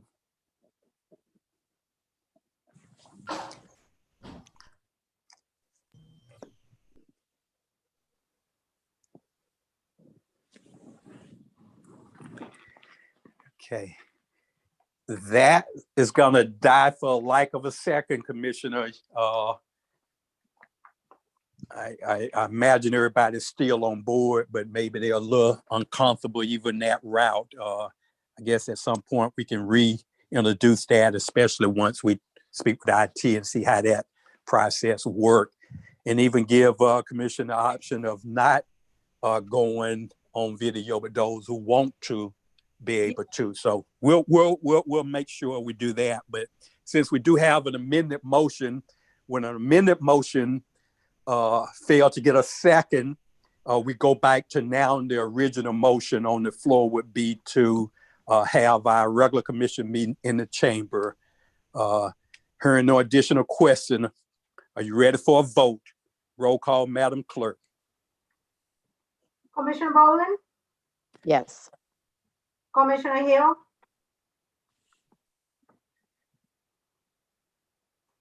Commissioner Hill, Is this for the first? Yes, that's for the first motion of going back into the chamber. Oh, no. Commissioner Everett, Absolutely not. Vice Mayor Mervin, No. Mayor Bab. No. Motion failed by majority 4-1 vote. Again, we'll take up maybe at a later date the reconsideration of at least having a video conference for those who want to participate in that. Okay, now we'll move to the future agenda items of the commission, if any. And I'll start with Commissioner Vice Mayor Mervin. Mayor Bear, I just have an announcement. Is this the time to do that also? A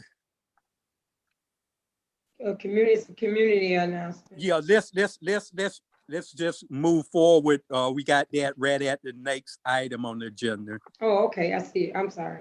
Okay. Commissioner Everett, any future agenda items you would like considered? No, sir. We've already agreed on The contract. Yeah. Right. Okay, great. Commissioner Bolden. No, sir. Thank you, ma'am. Commissioner Everett, Commissioner Hill, sorry. No, sir. Thank you, ma'am. Now we'll move to, for the good of the order, community events, feel good announcement.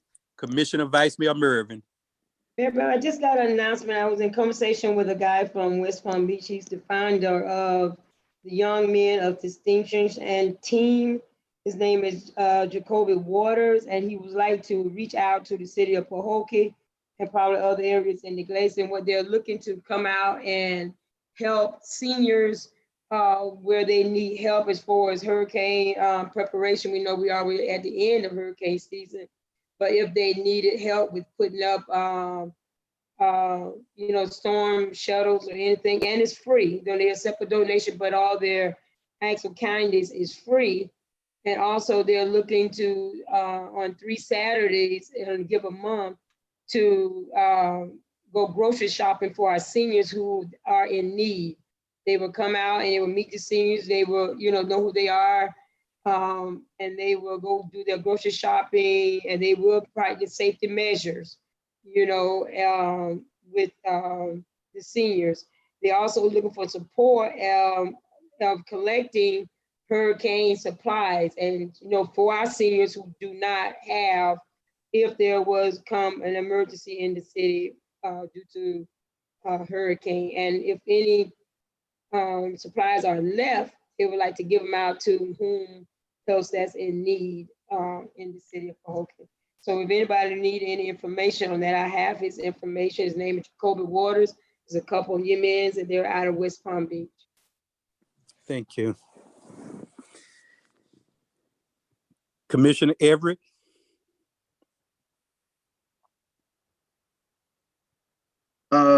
No, sir, other than let's please keep our educators and students in your thoughts and prayers.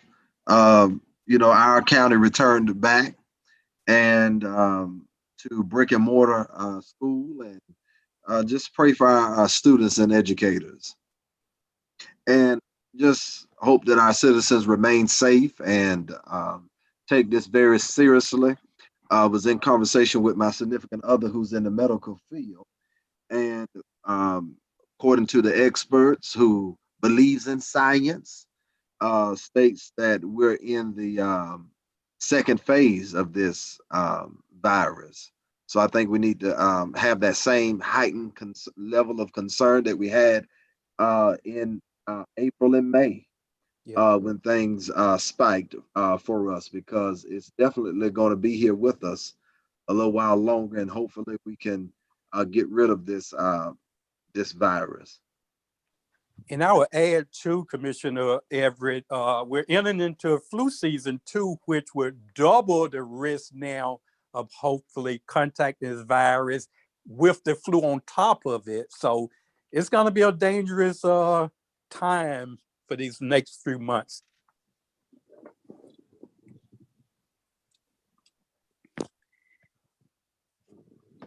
In addition to questions, comments, Commissioner Everett? Oh, no, sir. Okay.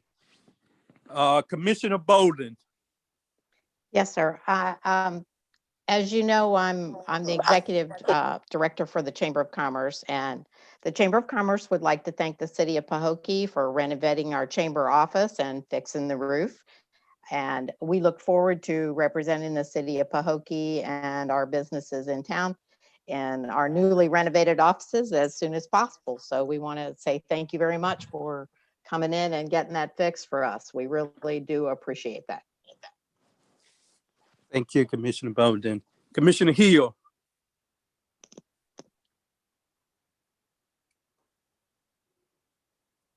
Commissioner Hill.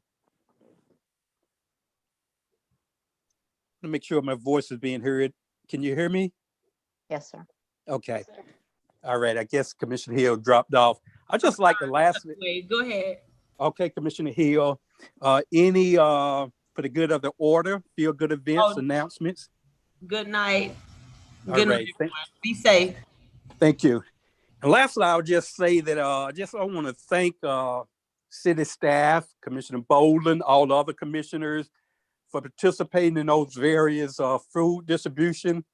It's very important that we do what we can to assist in that.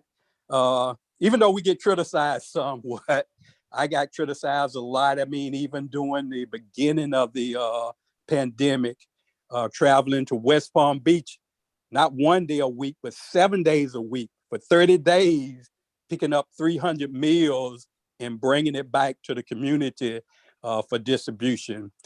Set aside an individual who posts that none of the commissioners other than one is there. So whatever it takes, we're going to continue to do whatever we can.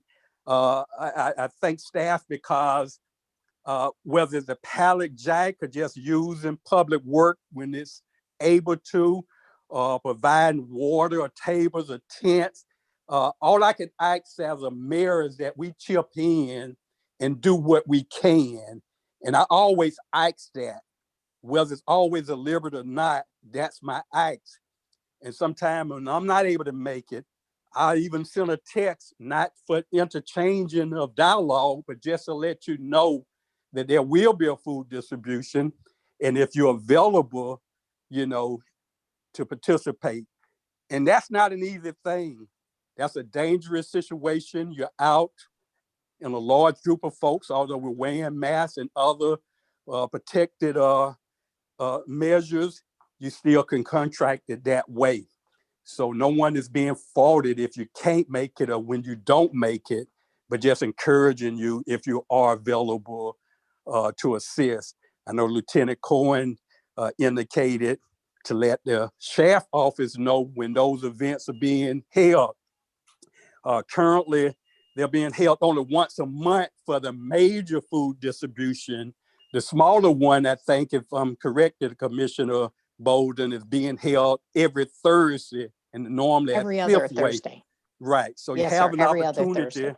yes, when you are available to participate, and you just can't let the naysayers of those who find in fault distract you from doing that. It's just the right thing to do. So again, hope everyone be blessed, stay safe, and those who have been affected by this virus, I pray and have my prayers and thought with their family, for especially those who have had death in their family.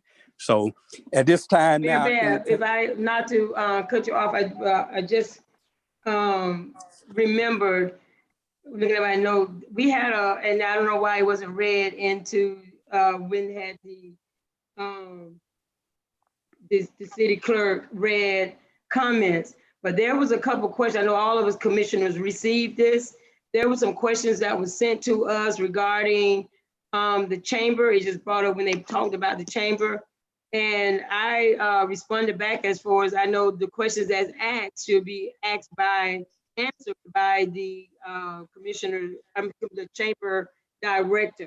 So there was some questions that a citizen has sent in that she wanted a response back from the commissioners.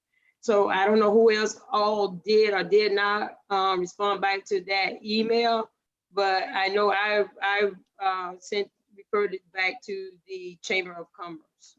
I just okay, wanted to put good. that out there, and I wanted to put that on record. Good point. I did receive those requests, and I'm like you, although you answered some, those questions wasn't within my range to answer. Either the city manager, maybe possibly some, but the majority would probably be more appropriate for the director of the chamber. So yes, I understand that. At this time, having all business before Mr. Mayor, could I just say Yes. one quick Yes, thing? ma'am. I want to thank you for talking about the food distribution, and I failed to, and I wanted to make sure that I did. Thank city staff. There were 3 people out there, and they stayed and they helped pick up every piece of trash and straighten up the pallets for that big food distribution at MLK. And I want to say a special thank you to them for that. Okay, and thank you, Commissioner Bolden, for what you do to take the lead in some of those things. Again, having all business brought before us completed, the chair now would entertain a motion for the adjournment. Move to adjourn. Can I get a second? Second. It has been moved by Commissioner Hill, Commissioner Bolden, and properly second by Commissioner Hill to adjourn this meeting. Any questions? Hearing none. Are you ready for a vote? Roll call, Madam Clerk. Commissioner Bolden, Yes. Commissioner Hill, Yes. Commissioner Everett,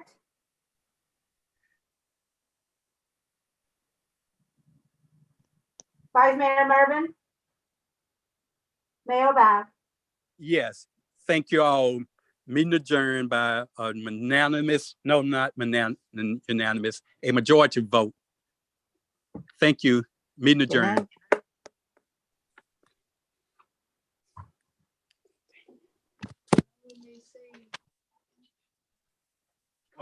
They're not used to me doing that. Adjourning a meeting, really, on the Robert Rules and Order. I should call for a motion to adjourn the meeting so it ain't like I'm basically adjourning it. Everybody say